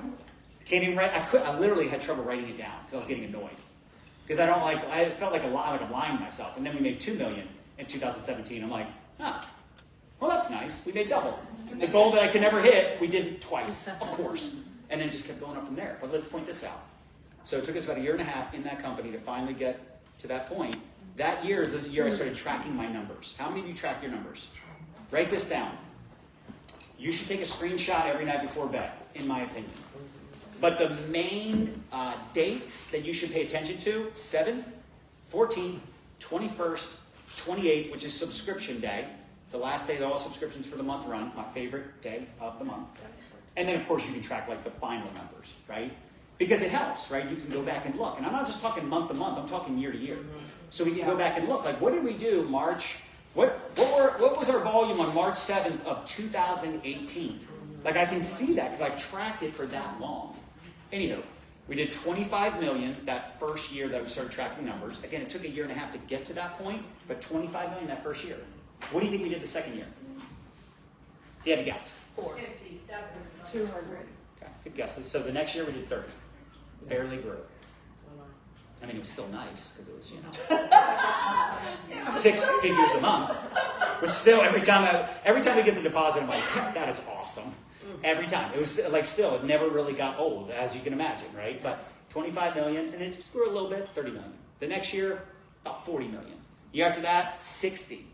Then 75. And that was just our team. That doesn't count the whole Zalecki line or the Teagues or the Michelle and Margie, all their other, that was just our team, just tracking my numbers. That's how it grew. Now the problem was, unfortunately, the company got so big and it was like, it was almost unsustainable how big it was getting. And eventually, it's inevitable, every company, I don't care, you can name the hottest company in the world, they will not be the hottest company in the world a year from now.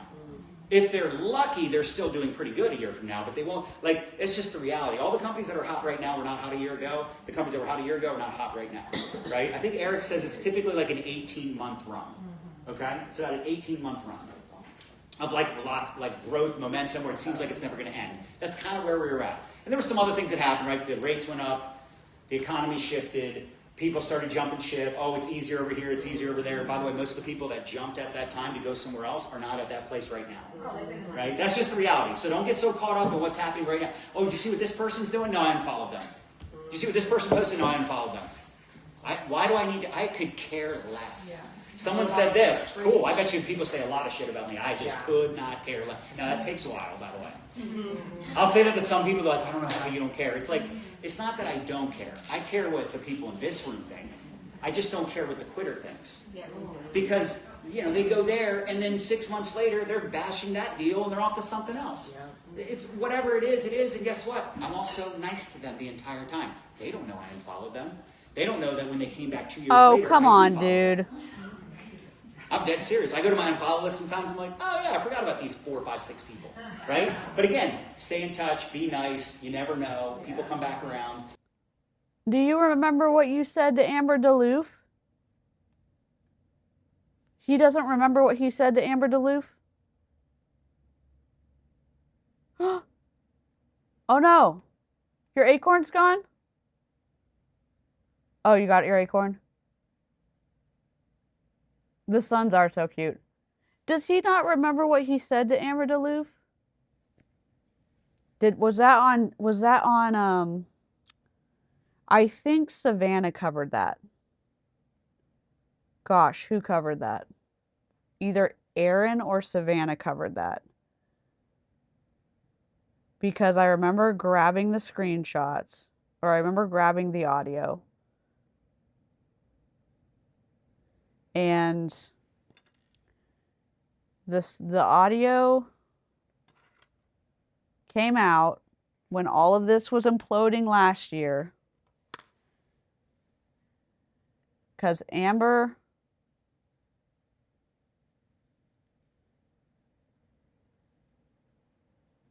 Randy Schroeder feels attacked. Yeah. Amber posted what, gosh, I wonder if she still has it listed. I love that he's like, oh, still be nice to people. He was not nice to Amber. Who posted that video? Was it Savannah? Maybe it was Aaron. I'll have to ask. Sorry, let me just put this white thread in.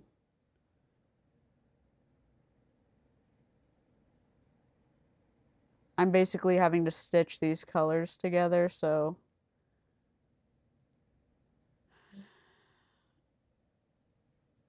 as I stitch the rug together, I'm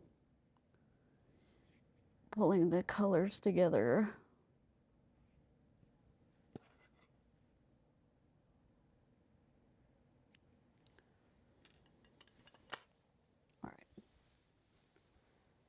All right, let's see. I wonder if her, let's see, Amber Duluth. I'm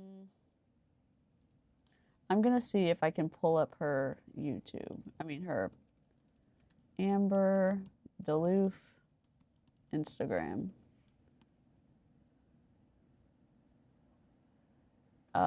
Snap Insta. Amber.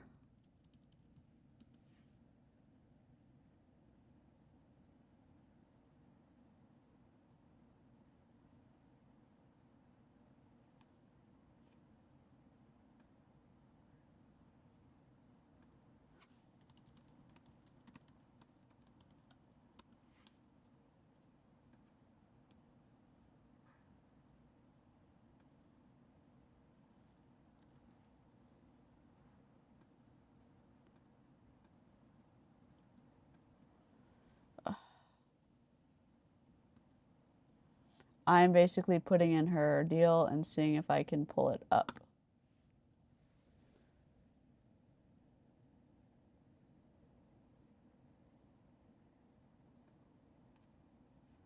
I'm seeing if I can grab her highlights. Hold on. Okay. Download Instagram highlights anonymously. Because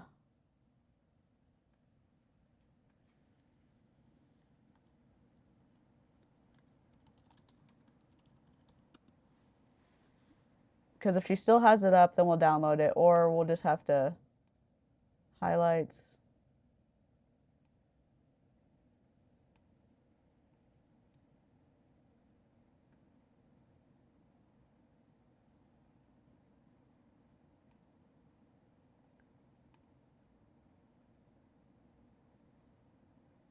I don't, maybe she deleted it.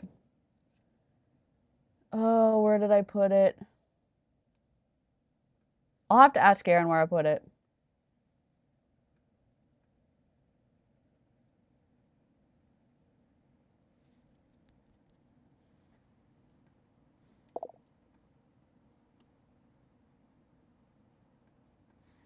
I always like telling the story about my buddy Andy Rosenthal, because I signed him up 3 times in 7 years. When I was in ACN, I signed him up the first year, the third year, and the last year. And all 3 times, he did a whole lot of nothing. So it's funny because a couple times I've mentioned Nueva to him, and he's just like, nah, I don't want to hear it. I'm like, yeah. You haven't joined yet. I'll get him eventually. But then you probably quit again and then come back again 3 years later. Anyway, so number 4 is the chats. This is the X factor.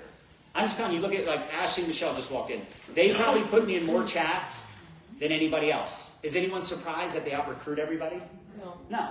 I mean, they literally are relentlessly doing chats, and they have it so systemized at this point. They know exactly what to say, exactly what to do. I don't even know if it's the one. I don't even know if they're doing it. It's mostly probably their VAs, right? In fact, you probably, if you've put me into a chat before, you probably noticed I have the same 2-minute and 13-second audio clip that I don't even send. Yeah. Noah's doing that for me. So that's the thing. Sometimes people go, wow, that's like a lot. That's like a lot of chats. Never be unappreciative of momentum. Every single chat I am put into, I do end up responding, even if Noah does the initial. Then I will come in, because that's where all the money is. Like talking to new people. So if you say, well, no one on my team is putting me in chats, how many of us feel like no one in your team is putting you in chats as their leader? Is this true? Yeah? No one's putting you in chats? Okay. Who are you putting in chats? Because if you're not setting up chats, like, you want to know how to motivate your team? Put them in chats with your prospects.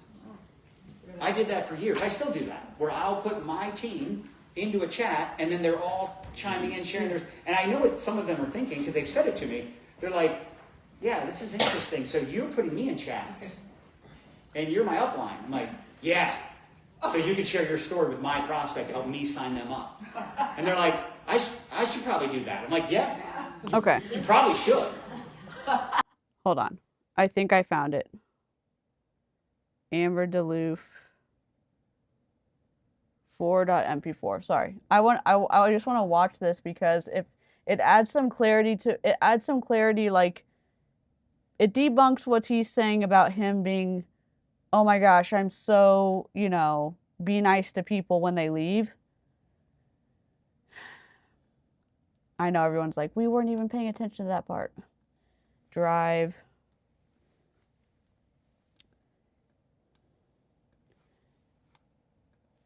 Amber.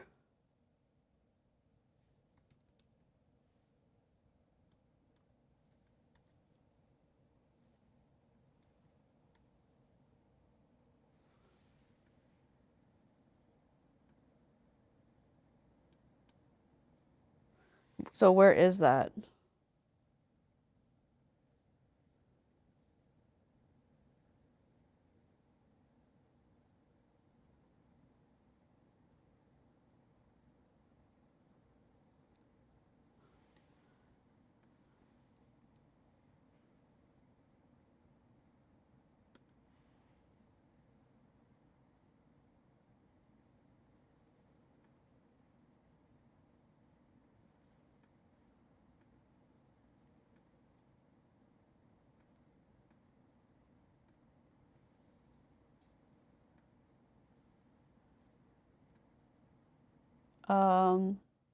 And listen, So where is this file located?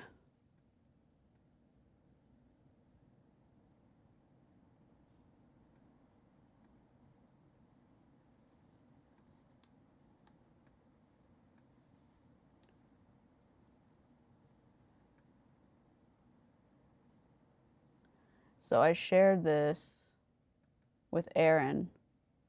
View, show, file.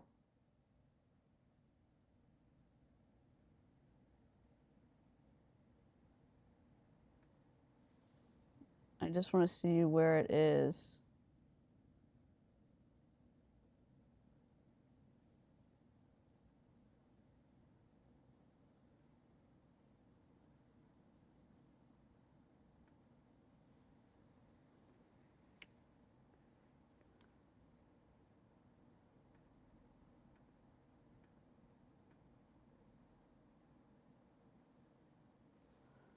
Okay.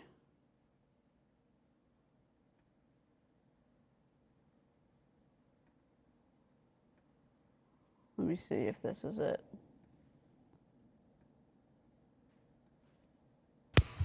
so anyway, I'm probably going to not share a lot more, but there probably will be more. So this is definitely watch it on Aaron's channel. This is just a little bit of,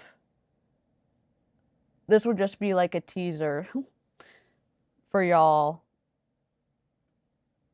Because it's definitely on Aaron's channel. So if you look up like maybe look up Nueva or Amber Duluth on Aaron's channel, that would be the best place to find it.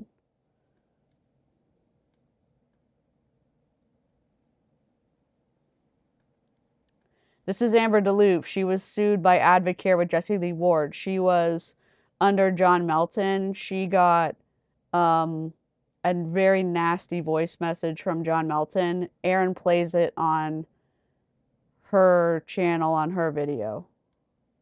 So anyway, I'm probably going to not share a lot more, but there probably will be more. I'm just saying, like, there's no, like, okay, people defending him.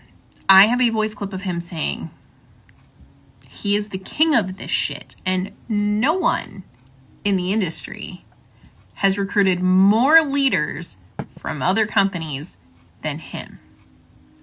I'm just not sure why we're proud of that. I'm just not sure why we align with a human who that's his big brag. Like, That doesn't impress me. Impress me by doing what you love and organically growing and not depending on taking leaders from other companies. And I can say it because I was a leader with another company when I went there. I had a team that was doing 100K a month at It Works when I went to Modere. Okay, here's the next one.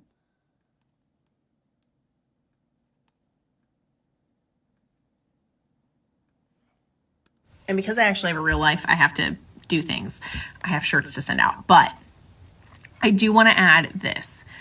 I've seen people on other posts who are like, what was he supposed to do? It is so hard. He had to rally who was left. I want to be very clear here. This is not the first time that some of these leaders have had companies close the doors on them when all of the warning signs were there. Okay.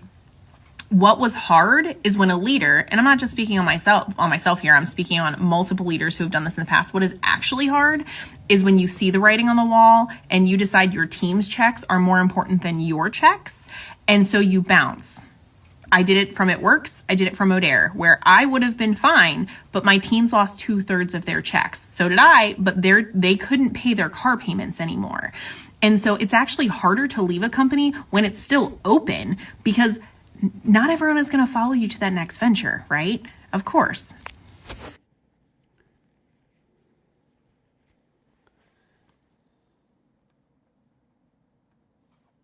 And why would they? Like, if they're happy and the company is opening, and this is why I had conversations with a few humans just to let them know, hey, I resigned. I love you, but I resigned. I'm done. And I bounced.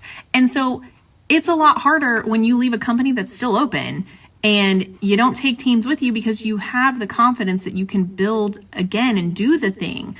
But like, they don't get a martyr award for losing more than 2/3 of their income and still sitting because their checks were fine while their teams, there were a couple that were doing incredible, but for the most part, checks were down. And so, of course, like, it's hard for their teams to not get paid, and it's hard to not get paid, but it's not hard to now plan the next thing where you take the entire team and structure that you already had. You're literally not starting like from zero. You're starting from where you were in the company that shut down. Of course, some will go somewhere else, but of course he's going to scoop up other ones that were sidelines. Like, let's not martyr the wrong humans here.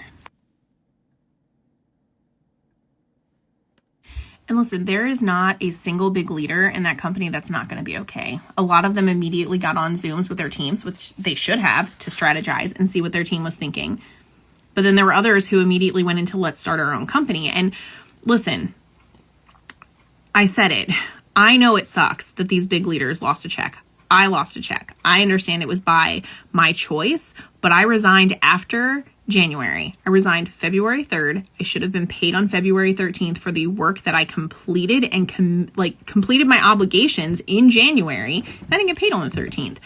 And I understand that was my choice, but I know that these leaders will be okay. It's going to be a hard few weeks, but they will land on their feet because that's what they do. It's the little people who can't make their car payments or buy groceries.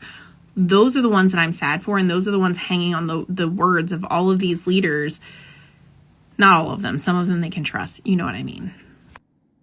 Anyway, so the very beginning when she's saying, Aaron plays the recording. So go to Aaron's channel. Like, I don't want to take away like from Aaron's channel because Aaron plays the recording, if that makes sense. Like, I don't want to take away from Aaron's I don't want to take away from Aaron's like algorithm or Aaron's channel and stuff like that. So definitely go to Aaron's channel and like watch, if that makes sense. I don't know. I just want to be fair. But Aaron plays the recordings of John Melton being an absolute burnt chicken nugget. And it literally, I mean, I'd love for you to stay and like finish my stream, but if you can't, if you're just like, this is boring as hell, I want to go like follow the tea. Aaron has it on her channel. And Amber's on it, and it may be a frequent, it either is titled It's from last year, 2025, around like February, March, I think. So.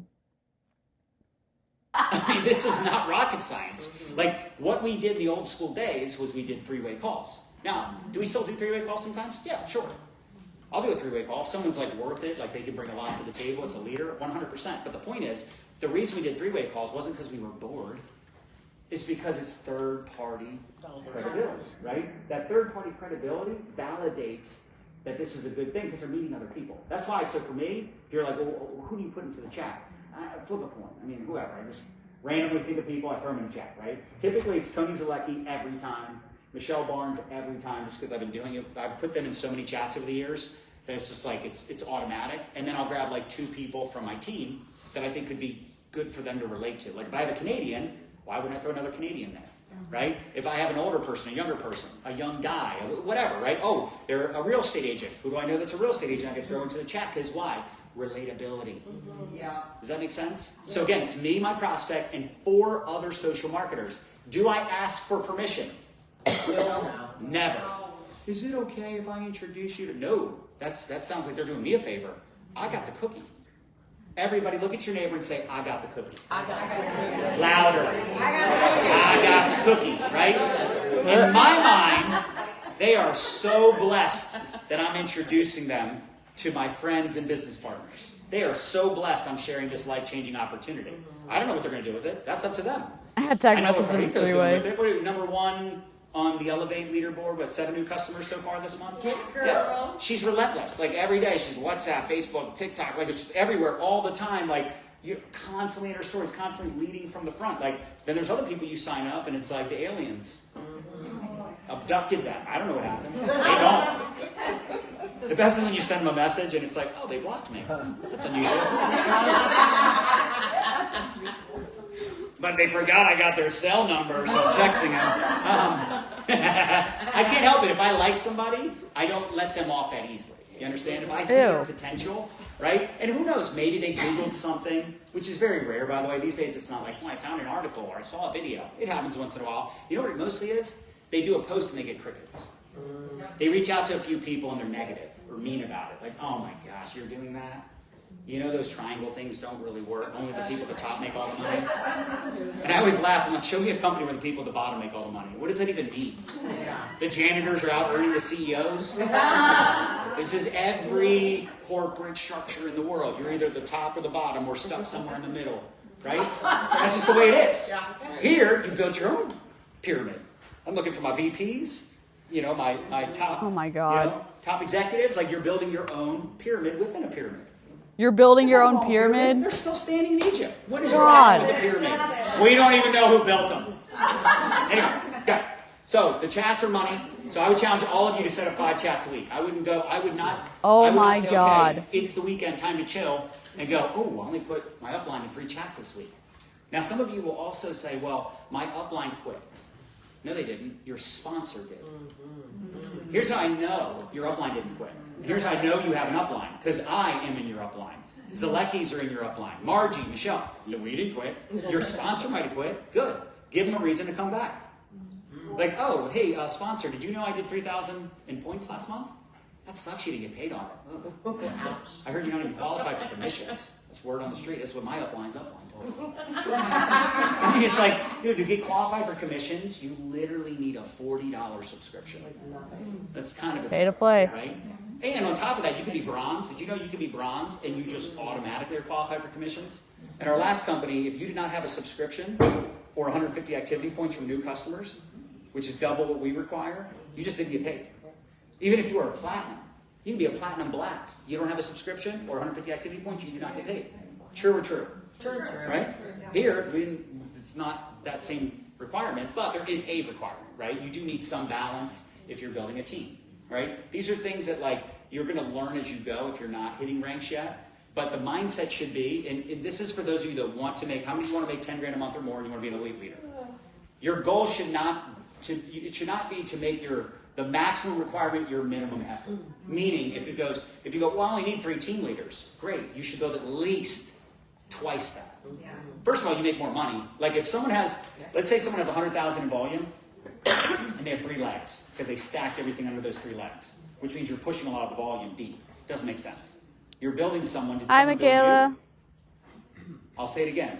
You're Oh, building God. people, but did someone build you? I hate Most that. people probably for say, you. no, no one built me. So why are you building other people? Okay? But 3 legs, 100,000 volume, will Try to go change out of your clothes and put some safe new comfy things on. Get in a good temperature space and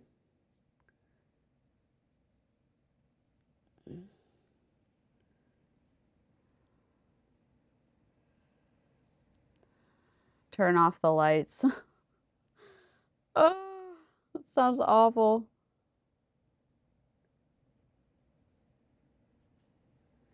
Going to the grocery store for me is like the same experience. Like I went to the grocery store with my dad last week and just like getting run over by people like trying to get to something like that I'm walking past or whatever, and it's like you can have it. Like I don't really even want to be here. Like I'll just not eat. It's okay.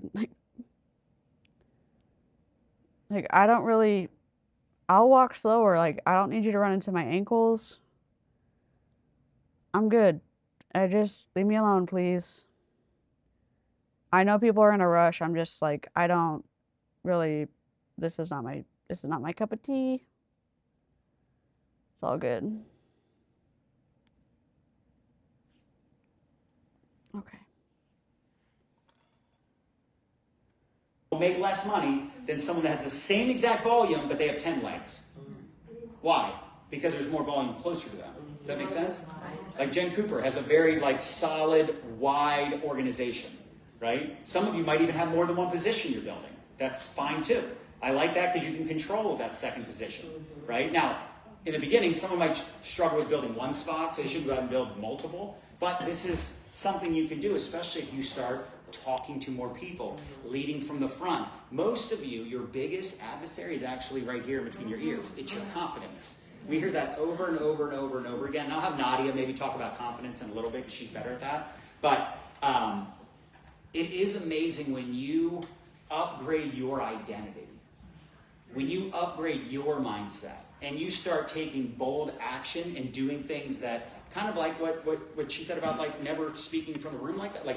That's a big deal, right, Felicia? Right? You said you never would normally do it. So just that little thing tells me she's probably going to rank advance this month because she's doing something outside her comfort zone. Even at our level, even at my level, sometimes I'm like, I don't want to do that. I'm like, that means I have to. All right. As soon as I hear myself say I don't want to do that, it's now sometimes because I'm like, oh yeah, I don't want to, and I'm not going to. But there are times where I'm like, oh, I don't want to do that because it makes me uncomfortable. Right? So it's like, I should probably do it anyway, right? So again, these are the steps that to me matter the most, and this is the system that's made us a fortune. And again, it doesn't necessarily mean you have to do it the way I broke it down, but it does mean you got to play the numbers game. You can't win in this business. We don't want to treat people like a number, but it is a numbers game, right? Like someone can't say, I want to sign up 5 people this month and talk to 5 people. You're probably going to talk to at least 25 people, at least. It's just the reality. Right? And again, someone might say, oh, it's harder, the economy. Good. It's harder for the competitors too. My competition is suffering right now. Fantastic. Right? I want them suffering. I'm not closing sales. Oh, really? Oh, yeah, I can't relate to that. Even if I can. Just kidding. Step 5, okay? So then you're plugging them into the system. And obviously the system is a little overwhelming for a new person. So just remember, you need to understand the system. Meaning, they watch how many of you know about the guides? How many of you don't know about guides? Raise your hand, it's okay, don't be embarrassed. Do you know about guides? Everybody knows about guides? Okay. So, what do I do with a new person? Because I sign up a lot of social marketers, and I am slightly busy, right? I have them go into Guide 2, start with the Getting Started training, and download the Getting Started checklist. Now, some of you might have your own Getting Started, and that's fine. It doesn't matter. You don't have to use our system. You can use whatever system you have to onboard. But the point is, them watching the training, this is a pet peeve of mine for a very long time, and I'm glad it's finally being realized, there's no such thing as automation. I know everybody wants automation. It is a lie that people use to recruit people into their automation system. And I find it hilarious because I know some of those leaders that are in other companies that brag about their onboarding systems and their duplication funnels and their AI, blah, blah, blah, blah, blah. And I'm like, that's weird because I just recruited 6 people from your team last week. But I don't know, maybe your system is so amazing they can't handle it. No idea. But I know that think about you. Would you just watch videos and do stuff? No. Because we're not robots.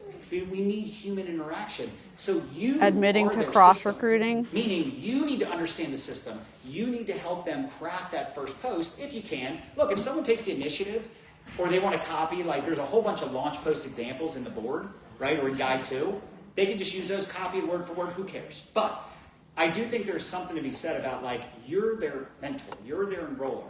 Now don't let that stop you because on the flip side people will say, oh, that's why I don't build a team. I don't know what to do with them.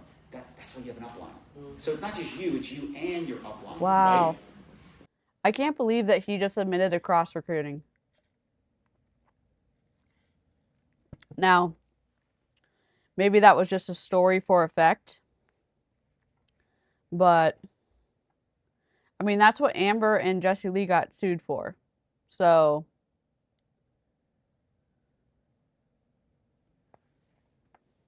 So the point is, you're leveraging your upline, not just to help you enroll the person, but then to work with those people so you can learn what to, like, look, I don't want anyone to quit. I never want when I recruit someone, I want them to win and want them to have success. But even if they don't necessarily stick with it or have success or whatever, it's like, I'm always learning, even from a quitter. I'm like, why did they quit? What did we do wrong here? Like, oh, they were posting, they weren't getting any engagement, or their posts were just brutal. Like, okay, maybe I need to spend a little more time helping them craft their post. Maybe I need to go live with them. Maybe I can have them invite people and do the post, not just rely on the posting, right? Unfortunately, it's a lot harder to get attention these days. Yeah. It's a lot harder for people to stand out on social, right? Back in the day, it was like, if you just went live, you were making money. Now you can go live and you can get, but it's still going to take more than that. Does that make sense? And even if they go live and it's a huge success, still, do you think every person that watched that video is immediately in their inbox? Probably not. There's probably some people that if they were to reach out to them, like I had a woman just last week, like I wished her a happy birthday. She's like, I've been meaning to ask you, what's up with that coffee? Because they did a coffee post, right? So the point is, you want to work with them as much as possible to help them get those first, again, 3 to 5 customers, bronze and silver, and help them get to team leader, which is at least one social marketer. Because you know what's crazy is you can help someone get 5 customers go silver. Rose Kitty, They recruit one person that gets 5 customers go silver, they're a team leader. That's kind of dumb. Would you agree? Like that's so easy. Yeah, but I should say it's simple, but not easy, right? Because again, some people have never recruited, they've never built teams, and quite frankly, some people when they get started, they're not interested in the team building, and that's also okay. The reason I'll never be a platinum black is I can't help but recruit my customers. It happens all the time. Sometimes I'm like, wait, not yet. I need my 5. You know what I'm saying, like the 5 and 5. So last month I was at I think I was at 4 and 6, and one of my customers upgraded, and I'm like, how did I go to 3 and 7? I'm like, oh, Nicole, dang it. Like, wait till the first. Like, I need my 5. She messed it up. I'm going to go get a couple more. My favorite is when someone comes to me, they go, I have the points for platinum, but I don't have the customers. I'm like, man, that sounds like a you problem. Go get some more customers. What? How can I help you? Yes, that's fine. We have till 1 o'clock. No, until 12. Oh. Well, it's 12:30. You said it's 10 to 1. I read the nuevaretreat.com. What is it? Hold on. Let me pull it up. Let me pull it up.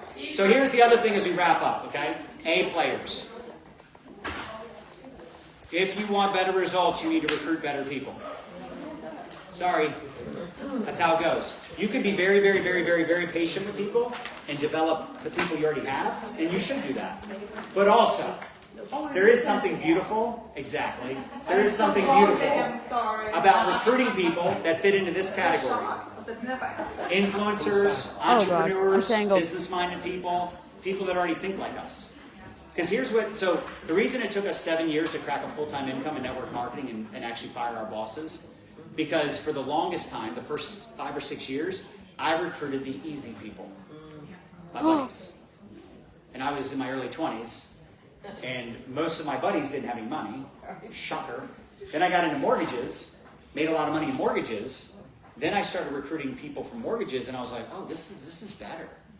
A lot of them were more open-minded, ironically. Isn't that weird?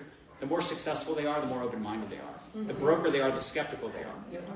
Why? Because when you're broke, you start to become a little bit negative and pessimistic and whatever. Oh my It's not God. always like that. It's not always like that. But I just started to realize, like, when I started recruiting. So we're unsuccessful and we hate multi-level marketing because we're broke. Wow. Wow. So people who have questions and are more skeptical are that way because there's a high likelihood of us being broke. Less open-minded because more successful people are more open-minded. John?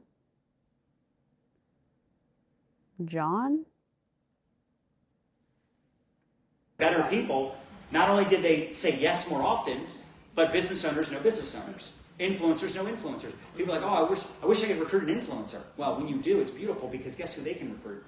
Other influencers, right? Not always, but it is pretty often that it works out that way. I will say we had this one influencer in our last business. I've been trying to get her to take a look at Nueva several times, but she's hard to get in touch with. But she was recruited or pursued by like 3 or 4 other influencers in our last company. She ended up saying no to all of them and joining a high school friend, which is why it always goes back to relationships. So if someone says, I message all these influencers and they're not interested, no, they're not interested in working with you. They don't know you, like you, or trust you. Right? Beth, you said it. Your people buy from you because they what? They trust you. Building that know, like, and trust is everything. It's everything in this business. It's the reason Nueva took off so quickly, and we'll probably do somewhere around 25 million the first 12 months, which back to that original story I told you, that is pretty crazy. That like it's kind of that same. I'm like history is repeating itself, except this time instead of being like it's all about social media, social selling, brand building, all the things, build a list, ATM, all of that stuff is relevant, but everybody's doing that now.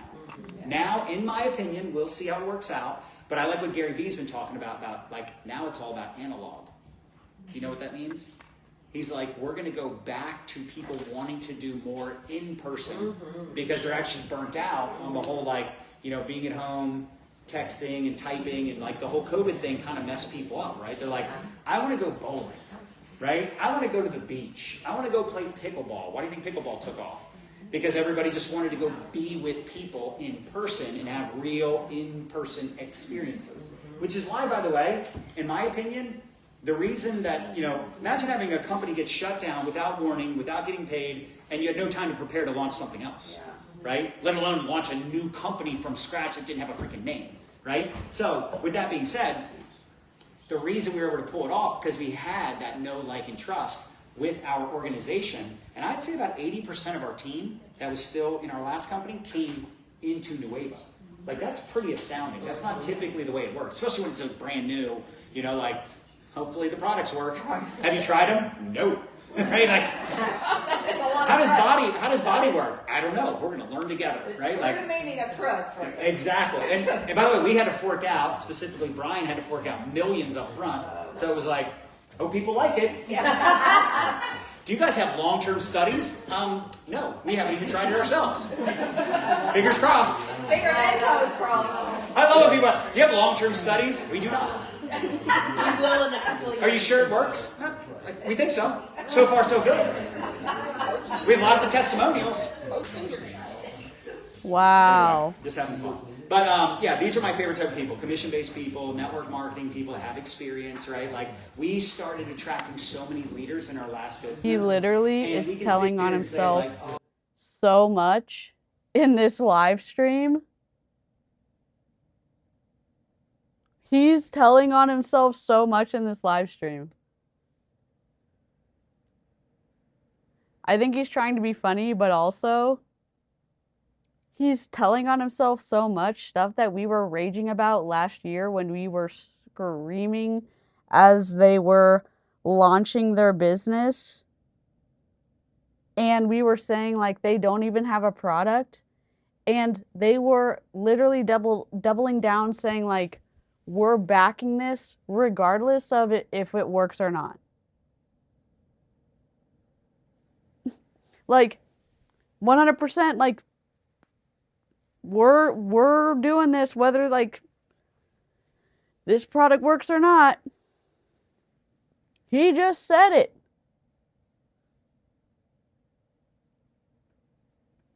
Oh, you know, you should really build organically with people that have never done it before. Sure. But we also know, unfortunately, things do happen in this profession. Company goes out of business, company goes affiliate, an upline is mean to a downline, right? They change the comp plan, change the formula. Things happen. And I just felt like, I was like, you know, I want to be at their top of the list of options. I don't expect to get them all, but I'm like, I want them to think that if they have to make a move, at least I'm like somewhere in the top 5, right? I guarantee Tony and Sarah, same thing. Like Margie, Michelle, like we understand the value of those relationships. And even if it's like, okay, I may never work with this person, but I get along with this person, I'm going to stay in touch, be a friend, because you never know. You never know when an opportunity might present itself. And by the way, you could say that about real estate agents. You could say that about anybody you know that's like business-minded, entrepreneurial-minded. You know, timing in business is everything. Sometimes it's as simple as like, hey, you know, you've always been supportive. We've always had a good relationship. Have you ever thought about trying our products? Like, I'd be happy to send you some products. Pick 3, I'll send them to you. Like, whatever you got to do to get them exposed, involved, and upgraded. Start getting creative. You literally all have A players right now that could double, triple, and quadruple your business. And for some bizarre reason, we don't talk to those people. Why? Because we respect them. And we don't want to look dumb, feel foolish, whatever. And I remember when I first started like targeting A players, like I literally remember going into, this was so awkward. So I quit doing mortgages. And I was the #1 loan officer at that mortgage company for several years. So it was weird like quitting and then like 6 months later being like, hey, Dave Silverman, the multimillionaire owner of the mortgage company, can I come share what I'm doing and like share this opportunity with you? And he was definitely a little awkward about it. But I was like, you know what? I just want to know, #1, that I did something very uncomfortable, which is pitching the owner of my mortgage company. Like I literally sat in his office, went through the 1 through 10.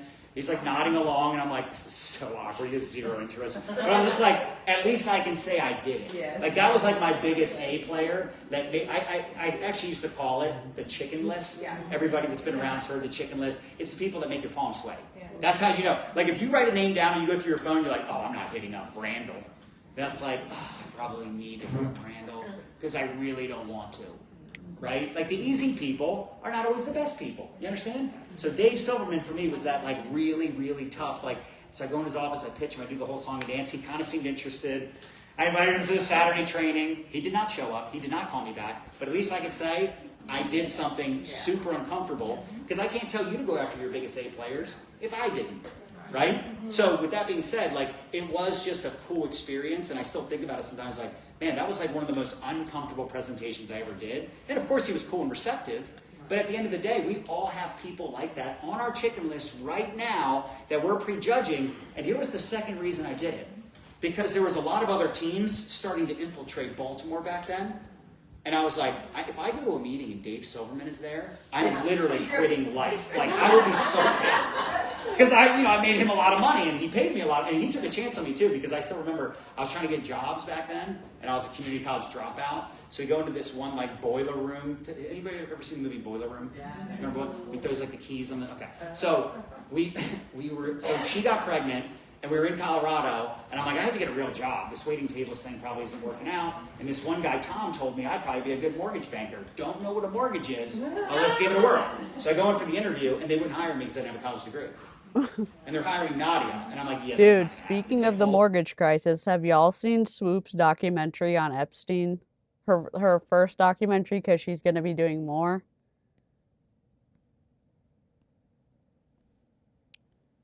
Holy moly. If you haven't seen it, it's not like, it's very not triggering, if that makes sense. Like, she's just talking about the key like players and financially like giving him this, sorry, just talking about the financial wildness of, yeah. Dudes. And they're like, aggressive. I'm like, no, that's my pregnant wife is not working there, and I'm not working. Like, that just didn't feel right. So I called Tom. I'm like, hey, I'm thinking about moving back to Maryland. Could you still give me a job in the mortgage industry? Again, don't know what a mortgage is. He's like, yeah, I think you'd crush it. I'm like, okay, so we're selling something. Not sure what it is. Literally had no idea. And I told Dave that in the interview. I'm like, I don't know what a mortgage is, but I will outwork everybody. No triggers, just intense, yeah. It's good. I not? Every week I made 500 calls a week. It would drive I literally had hate. Sorry, I know like my streams are all over the place. Just imagine like in my brain there's like 1,000 fishing poles in a pond. And when something gets like jostled in the pond, the information that like reminds me of something else like jostles another line. The Swoop documentary is, she and her team like went through the Epstein files in a, just specifically looking at the players surrounding Epstein and things that could be corroborated from his resume in tandem with like information from the files, so not anything triggering for this first part of the documentary. So if you're looking for like eye-opening, oh my god, seriously stuff, but also like Swoop is the type of person that goes, oh my god, that's so wild, and then she follows it up with, can I corroborate this with facts? Like, that's Swoop's that type of person. So if you've been wanting to go someone who's aware of like a trauma-informed approach to presenting information, but also someone who's like an incredible like documentary style filmmaker, and Swoop's your person. So if you just go on YouTube and type in SWOOP, she has blue hair and an incredible, I watch all of her videos, but anyways, back to it. Hey Roo, boom, what's up? In the office. You'll never stick. They would literally say, I'll never stick with those numbers. Like, there's no way you can continue making 100 calls a day. And literally, there would be days where I didn't, so the next day I made 150. Or I'd come in on Saturday and make calls. And I'm making calls from home. Eventually, I was literally working from home, making really good money as a mortgage banker. But the point is, it was that consistency, and it was having people challenge me that I couldn't stick with. I was like, anytime I thought about quitting, don't like I'm this like, yellow. I couldn't imagine seeing them and bumping into them, be like, oh, you still doing the MLM thing? Like, no. I couldn't imagine that. To me, that was like, I'm gonna figure it out. I cannot let those people be right. For some people, that motivates them. Whatever, that motivated me. So, with that being said, it was just that, again, that consistency, the numbers, talking to more people, and it wasn't any type of magic sauce. It wasn't any, like I wasn't smarter, better, didn't even know what a mortgage was. He laughed at that. He's like, you're kidding, right? I'm like, no, I don't know what a mortgage is. But again, I outworked everybody. So sometimes it's just like doing more. Why do you think I have 2 phones, by the way? Because I'm that crazy about my time. Optimize business. Yes. Like literally, I'm listening to your audio clip on 2x on one phone while I'm responding to comments on my other phone. I'm setting up group chats. Like my inbox, like I catch up with it every day. I'm never that overwhelmed because I will literally go back and forth for hours. Now, I'm not saying it to be like me, but I'm just saying what it took to make big money, help a lot of people, dial systems in. And again, I always feel like I have a pretty good idea what to do with people to get them into action, even if it's the smallest thing, like sharing their product testimonial in the ATM group. It could be something that small. It could be helping them invite their first few people. And by the way, write this down. Recognize what you want repeated. Yes. So if someone gets their first customer, shout them out in the group. Why am I the only one posting in the group? All of you should be posting in the group. And you might have your own group. Do that there. I don't care. Shout them out in the Live Clean tribe. Shout them out in the social retail group. Someone does anything. They hit their first rank. They get their first customer. They get their 19th customer. Right? I still give Michelle shout outs. Why? Because she deserves it, first of all, but because she's always leading from the front. Like, recognize what you want repeated. You do it for 2 reasons. Why? Because when people get a shout That's out, too short. like, oh, way to go, Lindsay. She set up 7 group chats this week. Awesome. What does Lindsay want to do? More chats. Love 'Cause she's bombing. more recognition. But what is everybody that's not doing chats thinking? They're like, wait, what's Lindsay? Lindsay set 7 chats? I did 0 chats this week, right? Because again, it's so easy to dissect. Like, why is someone struggling? You go to their social media. There's no curiosity. There's nothing about the product, or it's like an infomercial. So it's like the opposite. They've got yellow. They're not inviting people. They're just relying on their social Oh media, my God. right? Or they're like, oh, I'm not good at follow up. I'm like, don't brag about it. Figure it out. How many of you write down every single person you ATM? This is a big deal. Like, I literally keep track of every single person that I add to the group. I take a screenshot of their profile and I text it to my other phone also. Like, there's no one slipping through the cracks on my watch. People might say no. They might not join. We're all going to get rejection, right? And by the way, no is just the beginning. Like, when someone, like a quality person, like, no, I don't think I'm interested. I'm like, not interested. Got it. Is it the additional income you're not interested in? Is it the getting in the best shape of your life? I'm just kind of curious. Just trying to figure out, like, what's We the... had people that weren't interested, and then she put the before and after on there. Bingo. Oh, all of a sudden, we're interested. Exactly. Facts tell, stories sell, right? And this is the thing. You got to loosen up a little bit. I'm going to tell you one of your biggest mistakes, and actually I learned this from Jessie Lee. I'll never forget it, because she was just like, oh, I just make... Oh, you're talking about Jessie Lee again? I love that he could treat her like shit when she was still alive and he had, like, the beef with her.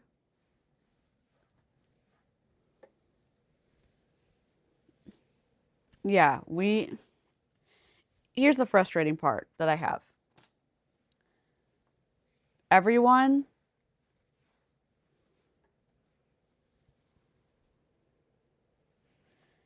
they would not talk to her at events because they had this huge falling out, right?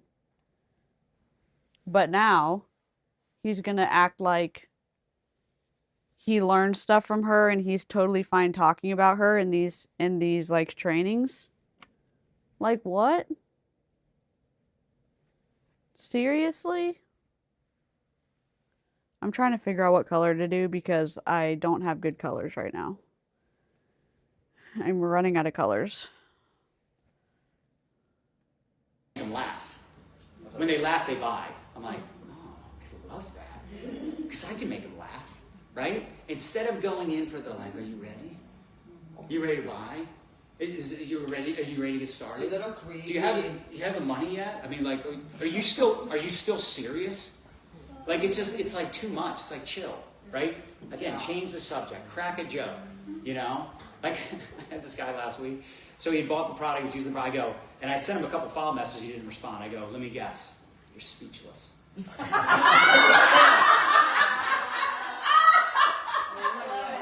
so good job. If nothing else, Nadia laughs.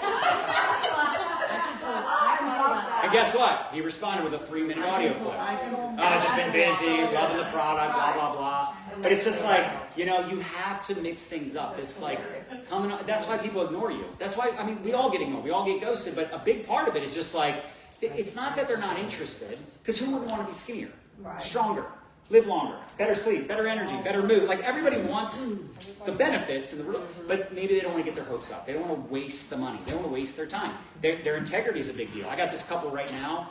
Let's see if I can close them. It's not going to be easy, but they are like probably the best peptide experts I've ever spoke to. Right? And I was on the phone with them for an hour and a half last week. I mean, by the time I was done, I think he's giving me like a testosterone test, and like he's got me buying stuff, and super sharp couple. But the point is, like, they're only talking to me because we have a relationship, and we've known each other from like 2017, super sharp. And there was a lot of like, you know, they're living in Florida, and we had a lot of like, anyway, we had a very good conversation before we ever got into the business, right? And it wasn't like, oh, I need to get them to watch the video. And no, it was just like, let me build back up that rapport. Because I haven't talked to them like on the phone in a very long time. But again, to me, 90 minutes with that couple, maybe they do nothing. But maybe they also go lead 3 platinum black through. You follow me? Like to me, it's like, I'm going to do whatever I can. And of course, I send them some products to try as well, right? So, with that being said, recruiting your chicken listers. All of you today, I want you to make a list of 10 people that make your palms sweaty. That's good. And I want you to invite all of them this weekend. I keep saying weekend. This week. And I want it to be painful. I want you to suffer a little bit. If you didn't sweat a little bit, it didn't give you anxiety, then you didn't reach out to your best people. And listen, they might all say no, ignore you, and ghost you. Good. Because at least you could say, hey, I planted some seeds, I reached out, maybe they respond a year from now. Which, by the way, I've had that happen too. Oh yeah, I'm totally interested. I'm like, oh, that was no dare. No, I'll just change it to dare. I don't even tell them. I'm just like, oh yeah, we're crushing it. It's unbelievable. New products, do this, do that. That's hilarious. If they don't ask, it's just like, why even mention that? I mean, Story for another time. wait, is this the same company with that? No, absolutely not. We left. I mean, they left us first. Okay, so it probably is. Attracting high-quality people, growing a massive, profitable business, creating lifestyle, my dreams. Like these So are the much affirmations that I don't integrity. do, but Nadia wants you to do them, so you should. All right, as we wrap this up, last 10 minutes. So this is the other thing. I love this. We actually got this from like Larry Thompson. He's all about the 80%, the 15%, the 5%, and then yeah. Page 10, everybody. Page 10. So Why does he do that? what to I her love about accent? this is more about understanding the dynamics of, because what we do is personality management. It really is. Yeah. Like, you should just see some of the messages I get. Like every day. Personality it's just like something where I'm management. like, oh my gosh, if everybody knew some of the things I have to deal with and the fires I have to put out. But it's just hilarious because, again, you're dealing with a lot of very strong personalities, okay? But you have to realize that most of the people in your business, they just want to make extra money. Even if they say they want to make a lot of money, I don't pay attention to what they say, I pay attention to what they do. And I don't make them feel bad. Like imagine this. Imagine you owned a gym. Would you make the people that never show up to the gym but pay the membership every month feel bad? Would you call them up and be like, listen, loser, you're paying $50 a month and I haven't seen you all year. Where have you been? No. You're just, it's like, look, at the end of the day, if they come to the gym, awesome. Like maybe you reach out to them to offer them something. Like, hey, we're going to give you 2 free sessions with our personal trainer. Like you could do something like that, but meaning you're not going to say, hey, stop paying us because you're not getting results. That's their fault. They're not showing up to the gym. And nobody ever blames the gym, which is hilarious, right? But in this business of like, oh, my upline and the product and the price and the da-da-da-da, it's like, But do new people join every day? Yes. Do new customers buy every day? Are people rank advancing? Are people making money? Yes, yes, yes. Are people obsessed with the products? So it's not that it doesn't work, it's that you're not working it, right? Or maybe you are working it, you just haven't been working it long enough. It's very rare that people have like fast success, and if they do, they're probably one of those A-listers. So we have to realize that 80% of the people are just here for part-time, they're here for community, they're here for the extra money. In fact, a lot of people, they're just customers. They're literally just using the products because they love the products, okay? Then you get the want to make a full-time income, the wantrepreneurs, right? They want to make a full-time income, they want to fire their boss. But you have to understand, and again, I just would rather be honest with you, that it took me 7 years to fire my boss. This is a performance-based business. There will be some people that make a lot of money fast, but that is not normal. That is not the majority. So trying to force it into a full-time income before it's absolutely obvious, like I'll get people that will say, well, how do I know if I have leaders on my team? I go, if you have to ask that question, you do not have any leaders on your team. Okay?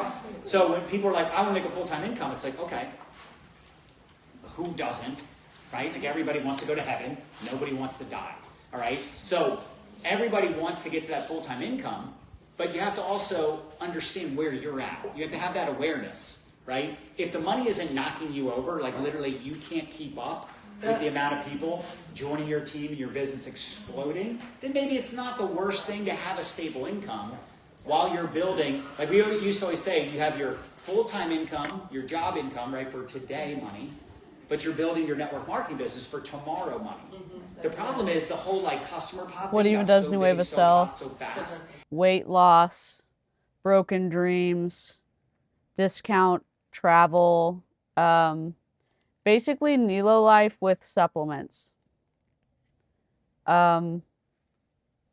Yeah, they started doing discount travel stuff too. So they they literally do you remember that awful tasting hydro shot that we tried on my channel? They sell that. They sell it in different forms now. The stuff that helps with concussions, allegedly. Yeah, they do. They sell that.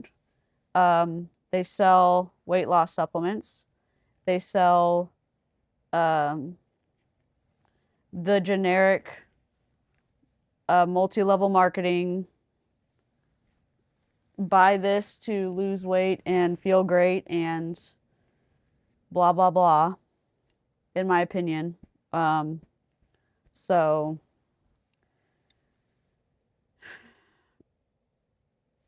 they had to compete with Modere somehow. But yeah,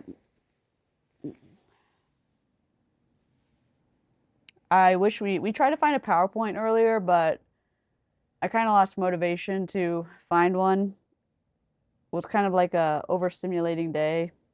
So I'm just kind of like making my rug, and we're listening to John talk about Jesse Lee, tell us how much he's made, tell us that he was in a pyramid scheme before he joined Modere,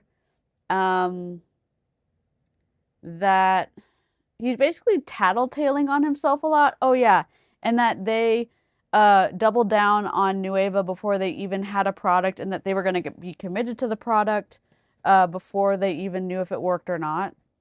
So yeah, he's been tattletaling on himself.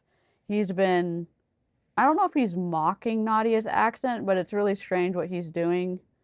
So it's been a weird ride. I don't think Randy's supposed to be recording this, but here we are. And so many people made so much money easily that it felt like you could force it. But the reality is that was when social media was just, like I said earlier, so much easier because like hardly any competition. Not everybody was like so distracted, and there's so many platforms now. But if someone has influence, if a Randy Schroeder comes in and brings over decades of experience, his influence, and if y'all forgot, we looked at Randy Schroeder being slapped by the SEC. He's not allowed to trade anymore because of what he did in the 90s. He told us that story.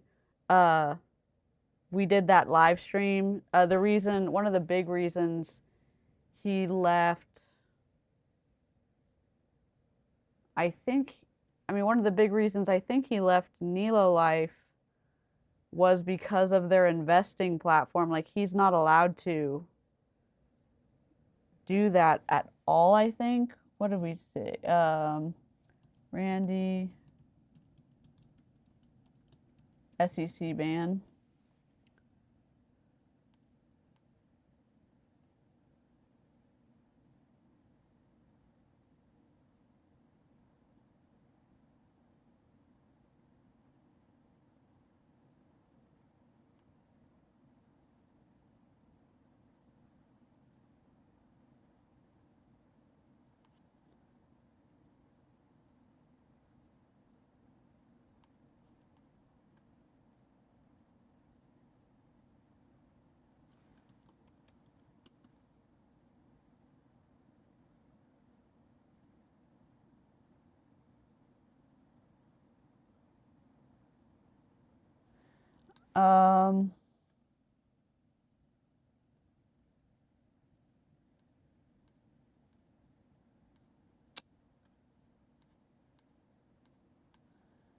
We did the live stream on this already, but we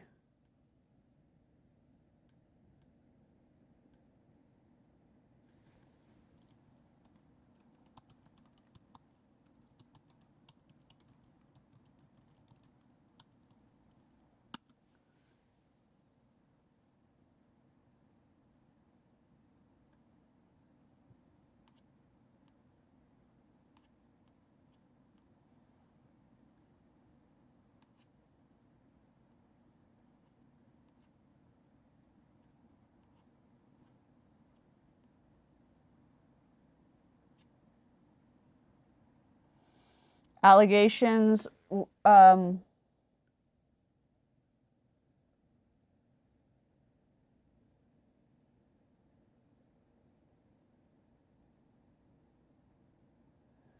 this is for Randy.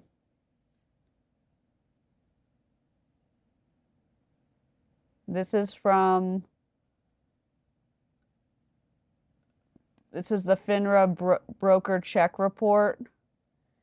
And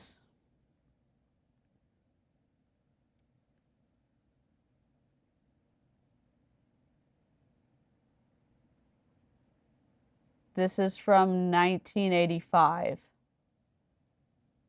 from what I understand. Or exam class, these are the dates on here, 1985, and then registration dates are over here, 1989, 89, 89, 87, 86. And then this page,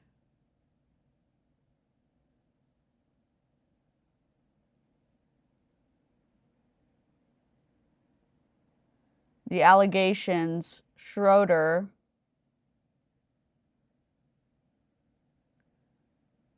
former RR, Prue Bosch, Smith Barney, Drexel, and Ed Jones engaged in conduct inconsistent with the just and equitable principles of trade by causing violations of Securities and Exchange Commission Rule 17A-8, causing violations of Securities and Exchange Commission Rule 17A-3, forging the signature of a customer on an options agreement, and making material misstatements to a customer, unauthorized trading, and discretionary trading. So he got censure and a permanent bar. So they didn't want to prosecute him. So he got censured and permanently barred for rule violations, forging a customer's signature, making material misstatements to a customer, and discretionary trading. So he's not allowed to. Randy Schroeder, good night, is not allowed to do any trading. Registered representative. Thank you, Lady Mysa. Randy's not allowed to. Randy's permanently. This is for Randy Schroeder, whatever. Our Randy, Whiteboard Randy. This is the guy that we have been looking at. Okay, no. Oh my God. The guy who's recording this, this guy right here, this is the guy that got banned, barred, whatever, banned by the SEC from trading. And we've did a live stream on that. We did a live stream on this whole investing thing a while ago, but if you want to take a look at that document, it's right here in the chat. Lady Midasaw coming to the rescue. Oh, Stacy, I missed you. Hey, Roo. We're looking at John Melton being John. People that trust him, know him, and are going to join him, sure, he can create a full-time income right away. But the majority of people, it's going to take some time, right? Jen Cooper already had an established team. Ashley and Michelle, they already had a lot of influence on a lot of people when they got started. So you can't compare yourself to them because they're, chapters ahead of you. Yes? We all get this, right? So it's a good thing to want to get into that 15% for sure. But again, are you tracking your numbers? Do you even know what you need to make them? Like somebody say, I need to make $5,000 a month. It's like, cool. So do you know what you need to do to make $5,000 a month? And most people probably say what? No.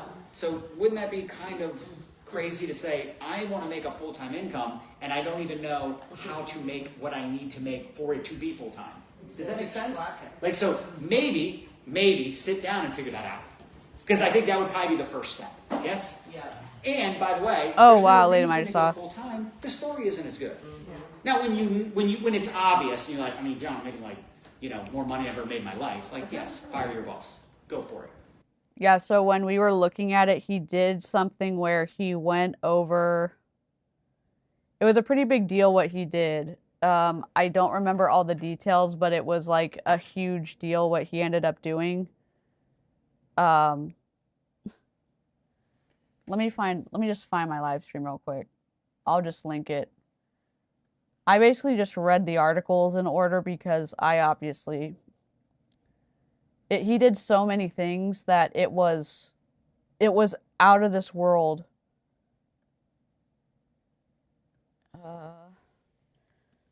I don't expect y'all to want to go watch it, but it was wild. Randy Schroeder.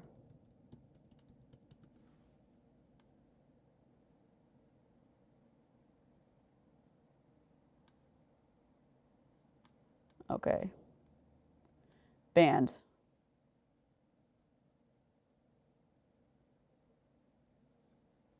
I think this is it.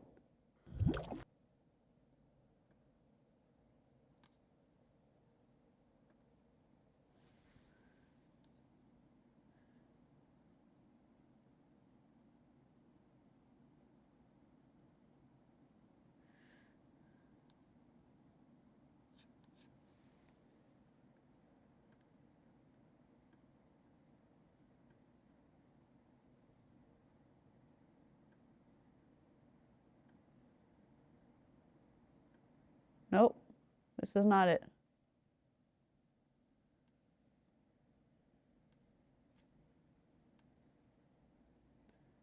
It's not the one that says band founder. See, this is why I know that I need to fix my stuff. Hold on.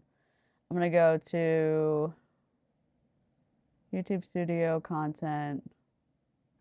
Randy.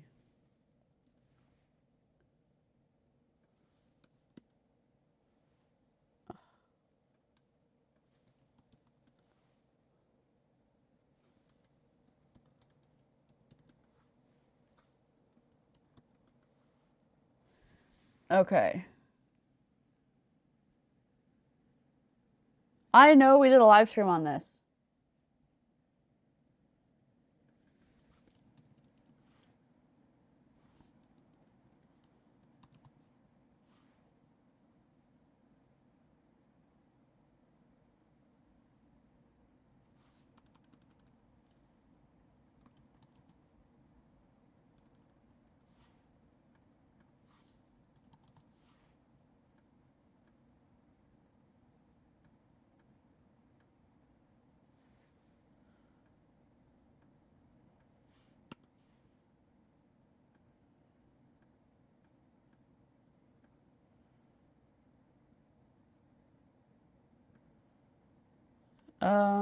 Sorry about this. Hold on.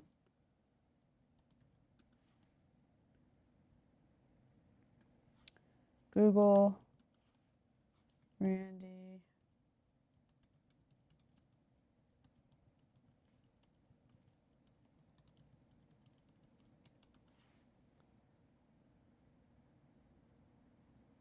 See, that's why. That's why. Nope. Hello, I'm. Nope, nope, nope.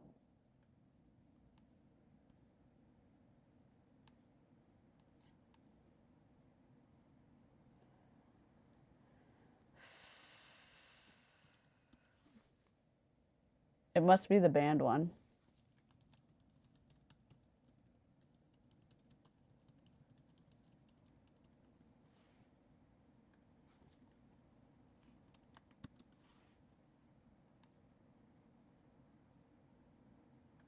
People could use extra money these days.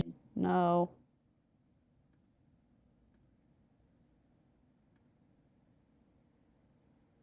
How long ago was this? A year ago?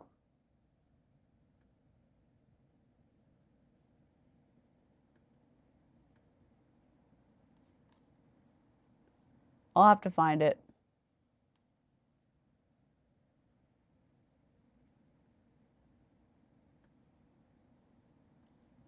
He like crossed the border to do stuff and then he ended up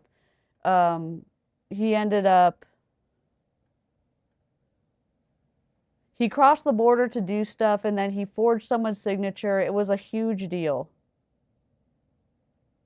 It was a huge deal what he ended up doing. But the point is, the story, how many of you ever listened to Jim Rohn talk about building your network marketing business? You should all listen to that. It's like the greatest all-time network marketing training. Do we have like the links? And it's not easy to find. Nobody knows how to spell. Add it to the app. Put it to the app, okay. It's one of my it's like one of my favorite trainings to listen to, one of the greatest of all time. But he talks about like making an extra $2,000 a month. That's a great story. Making $2,000 a month part-time, great story. Making $2,000 a month full-time, not a great story. Does that make sense? Yeah.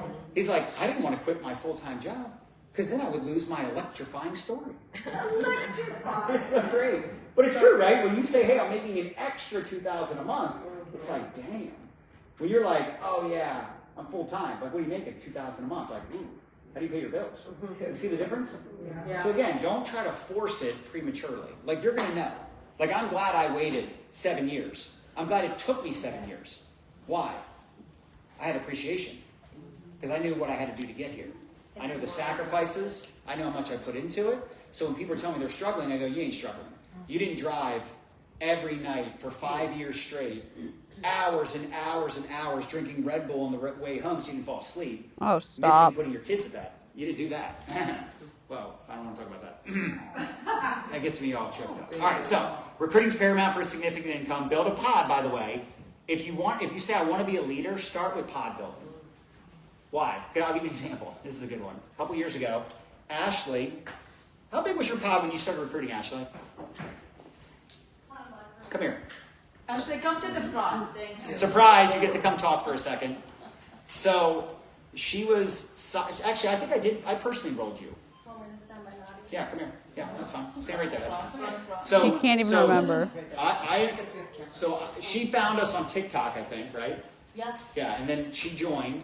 And, you know, not that I didn't try to get her to recruit. I'm just not going to push someone to do something they don't want to do. So she just wanted to sell the product, build a pod. And then she met a sideline sister named Michelle.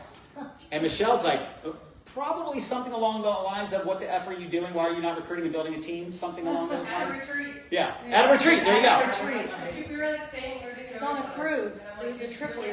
You're making 50,000. You're doing 50,000 customer pod. You have no recruits. What the hell are you doing? Just say this 2-word sentence. And she was not even. I didn't even know her, and she did it, and she freaking blew off. She just wasn't asking the extra question. Do you also want to take a peek at the opportunity and maybe make some extra money? And all of a sudden, you went D1, D2, D3 in the same month? Mm-hmm. Yeah. Literally hit D1, D2, because her pod was so big that was like, she just needed a little bit of a team. And it was like D1, D2, D3. I'm like, oh, I like Ashley recruiting. This is really nice. I'm like, whose fault is this? Michelle's like, it was me. I told her. So, and that was it. And now, Elite 2 business, massive team, crushing it, pod, recruiting, all the things. But the point is, started out building a pod. Great job. We'll have you share some tips on that. But I think, like, if someone were to say, like, hey, what's like because this is how I look at it. I would want you to make the most amount of money. Yes? The truth is, you make more money on a customer just using products than a social marketer just using products.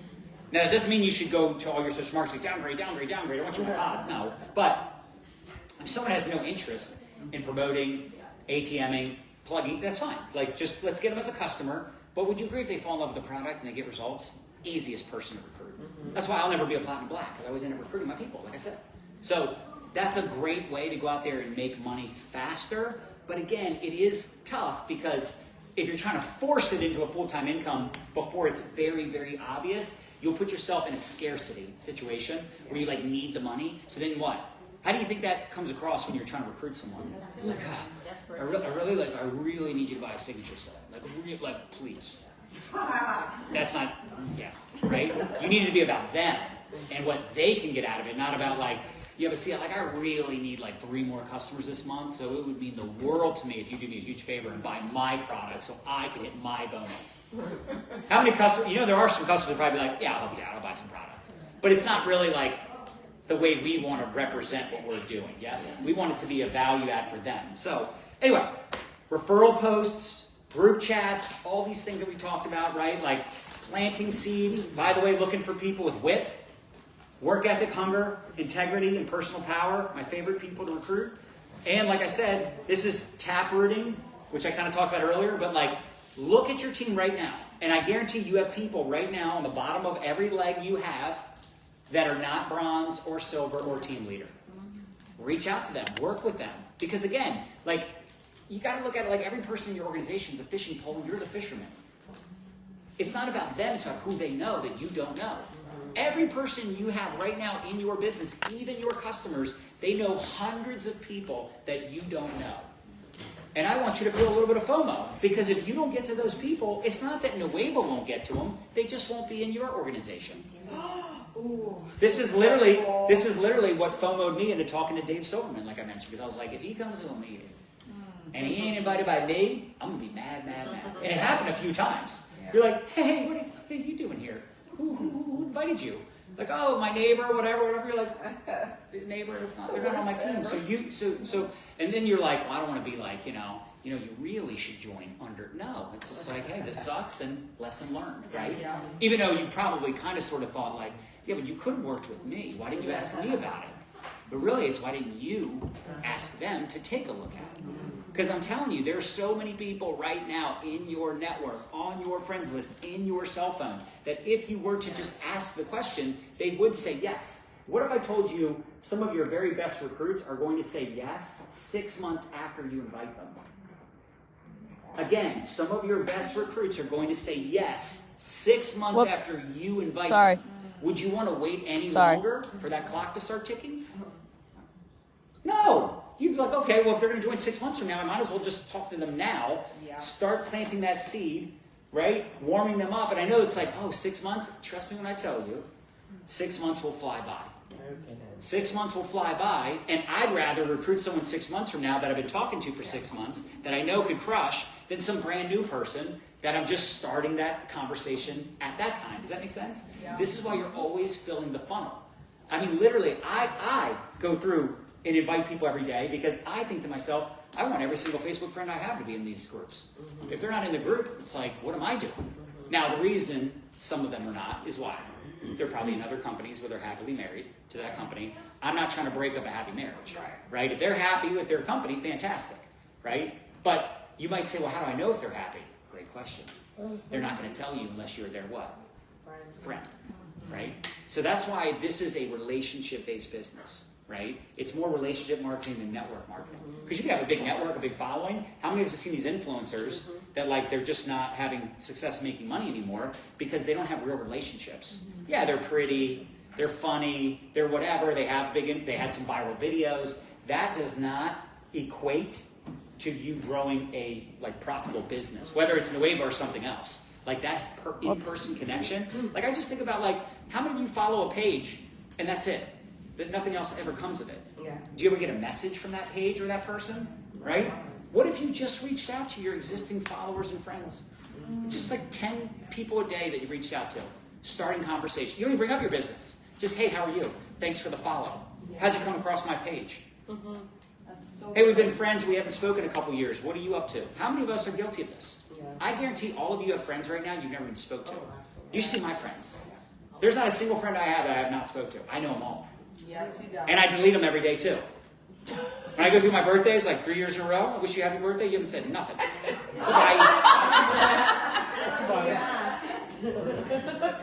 Actually what I do is I say, hey Sam, it's been a while, how are you? As I'm deleting them. Because if they respond, then I re-add them up. I don't even know how we get deleted, that's so crazy. That damn VA of mine, oh man, she is busy. It's just a joke. Anyway, professional conversation starter, world-class connector, ATM, your way to an MBA, massive bank account, I'm done. Okay? You guys like this? Was this helpful? So who's hungry? Who's hungry? Babe, what's the lunch plan? Please, let us go. Oh, just check the app. It's the app. If you look on the app, it'll tell you everything you need to know. You guys, please listen. Important information. You're not supposed to be recording this, Randy. Okay, so here's what happened. I don't know where my I don't know where my deal is. Randy Schroeder, SEC, Mexico, 1985.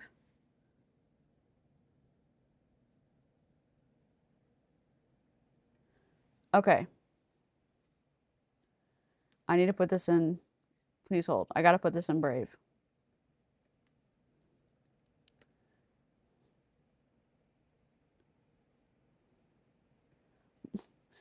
Squirrel Trail. Randy Schroeder, the guy who was recording this, the guy who's our whiteboard guy, the guy who's got banned by the SEC, and the reason he kind of left Nilo Life because Nilo Life was getting into investing and now he's in Nueva.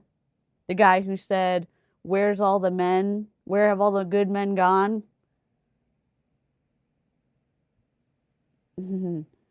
We're gonna read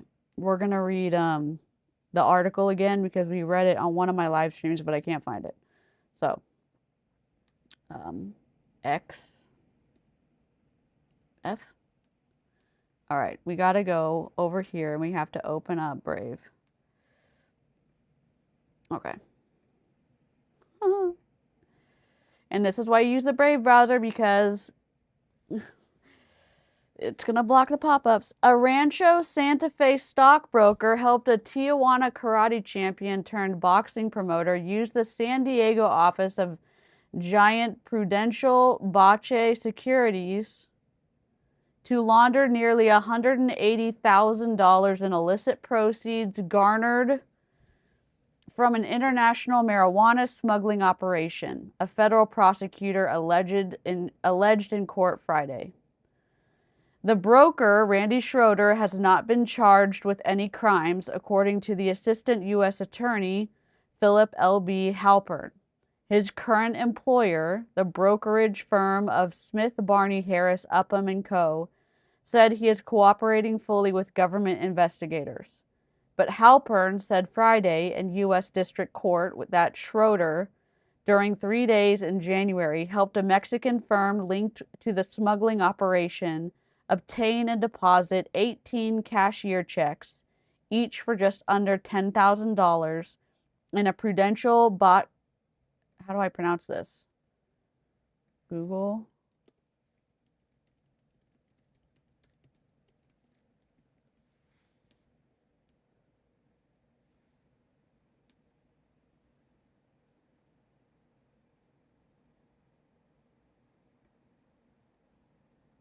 Welcome to this pronunciation video. Today we will be focusing on a new word that you might find challenging or intriguing. So let's dive into today's word. Bache, which means a term for a... Bache? Okay. Working. Okay.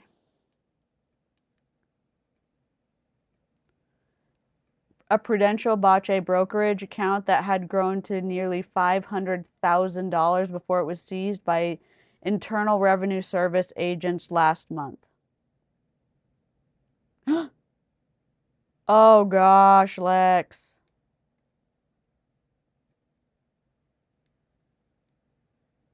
Transactions for less than $10,000 bypass federal currency regulations and thus are a favored practice for money launderers. Halpern said the suspicious transaction stopped after an area bank alerted Schroeder's supervisor at Prudential Bache to his activities. Schroeder could not be reached for comment Friday. His wife, Debbie, declined to answer questions about the allegations. The disclosure of Prudential Bache's role. Randy Schroeder was at Canaway before he went to Transact Card to Nilo Life to Nueva. I think his son is still at Canaway.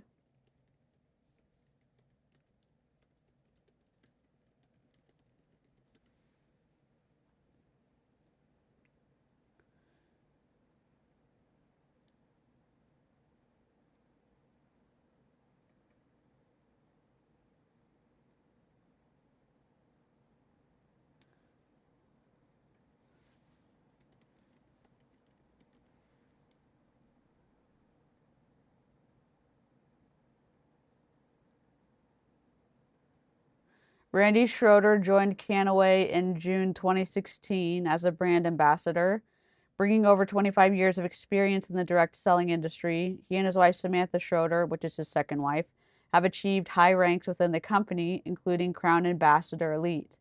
Blake Schroeder serves as the Chief Executive Officer of Canaway, a subsidiary of Medical Marijuana Inc., and has been recognized for his leadership in growing the company's revenue from $2 million to nearly $70 million annually. I know there was some issue between Randy and his son, and that's why Randy's no longer with Canaway. But anyways, that's neither here nor there.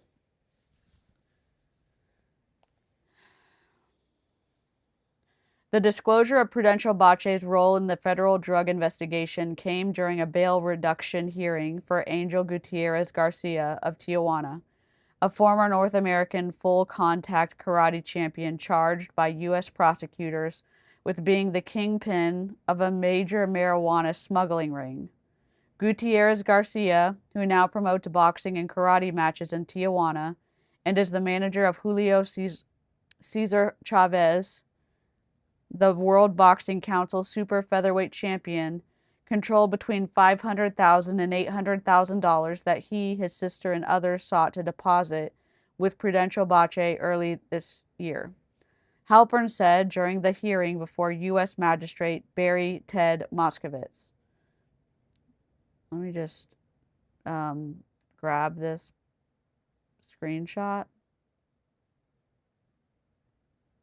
Can I even grab the screenshot? Just read on Remarkable. Oh, God. Hold on.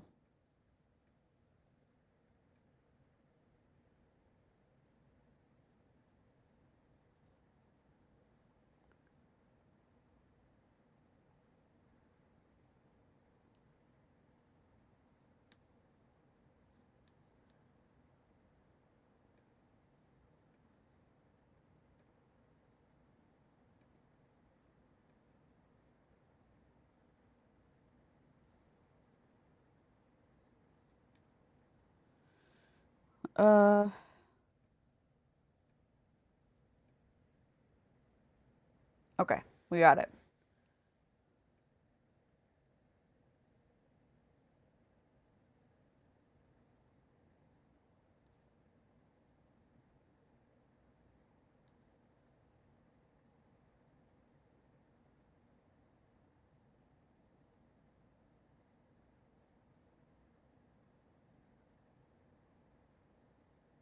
I was trying to see if it had anything else, but we're gonna keep reading. Sorry, this is boring.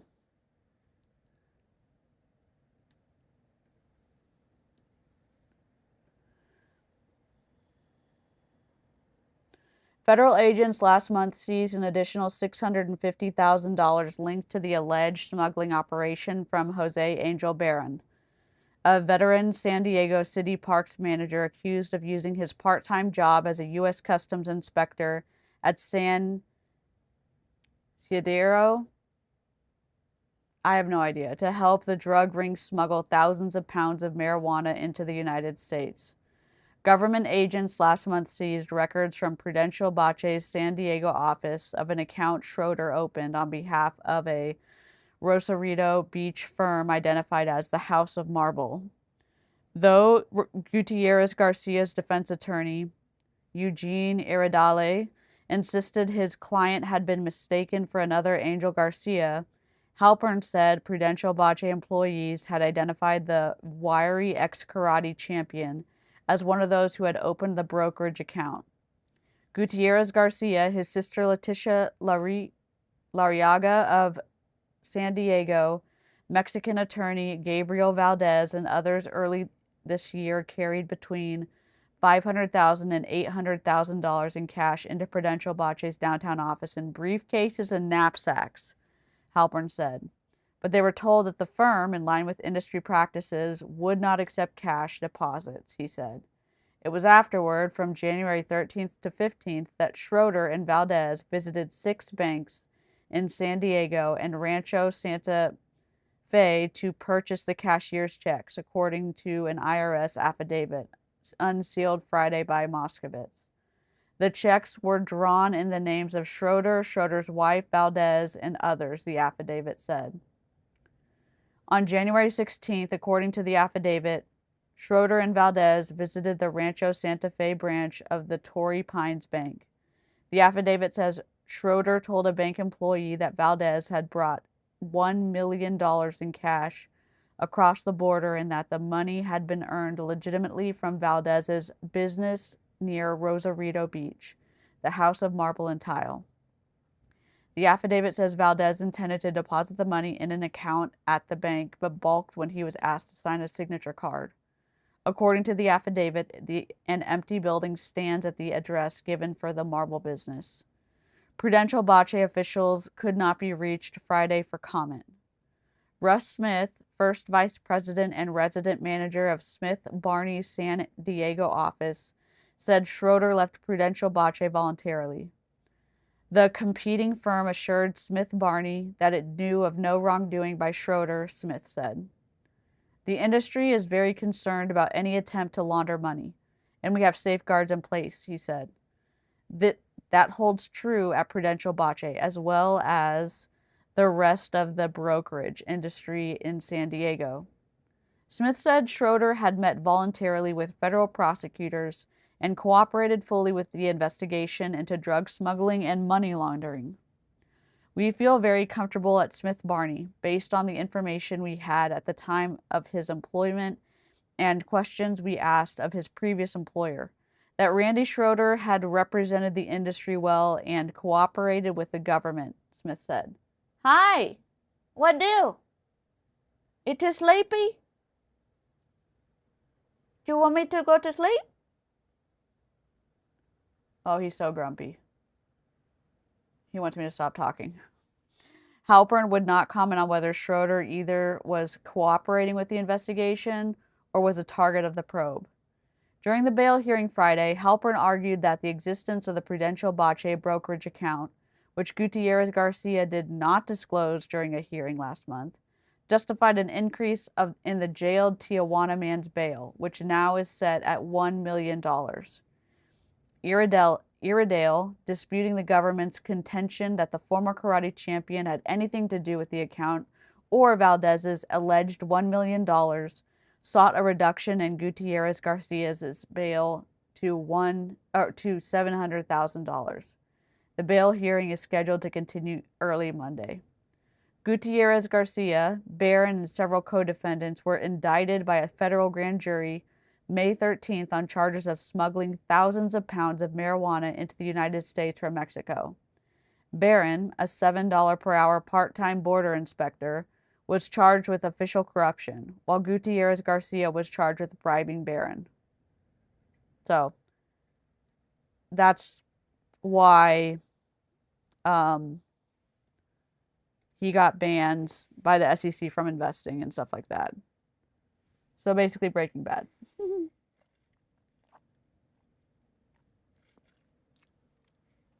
Peaches, what's up?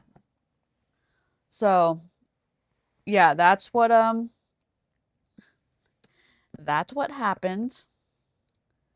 That's why he got banned. That's kind of why Nilo Life got into investing. The investing hadn't necessarily, I don't think the investing had been approved here in the US yet. That had been their auto investing tool on their app had been, I think, approved overseas. They still had been training on it here. The trainings overseas had been available here in the US just to view, but Randy jumped ship. He's not allowed to, I don't think, do anything related to that. I could be wrong. But anyways, he's with Nueva now. But that's kind of his twisty past. So, I'm making a rug with my leftover yarn that doesn't feel good. So all of this is my acrylic and my cotton. That's what I've been doing with the moss stitch. And I've got a few more cords and then that's it. It's all the yarn I have. thanks for joining me. Recap, John Melton told on himself, said that he was part of 2 pyramid schemes that got taken down, that Modair imploded, and he started and joined Nueva without a product, and he and 80% of his team decided to commit without knowing that the product was going to work, and thank goodness it did. Told people, no, there's no studies, and product working okay so far when it finally did come out. And talk to people, relationships matter, track your numbers, and keep working until you make it. And your story of your MLM being a part-time business is going to be a lot better than saying you're only making a certain amount with MLM. So, TLDR, the end.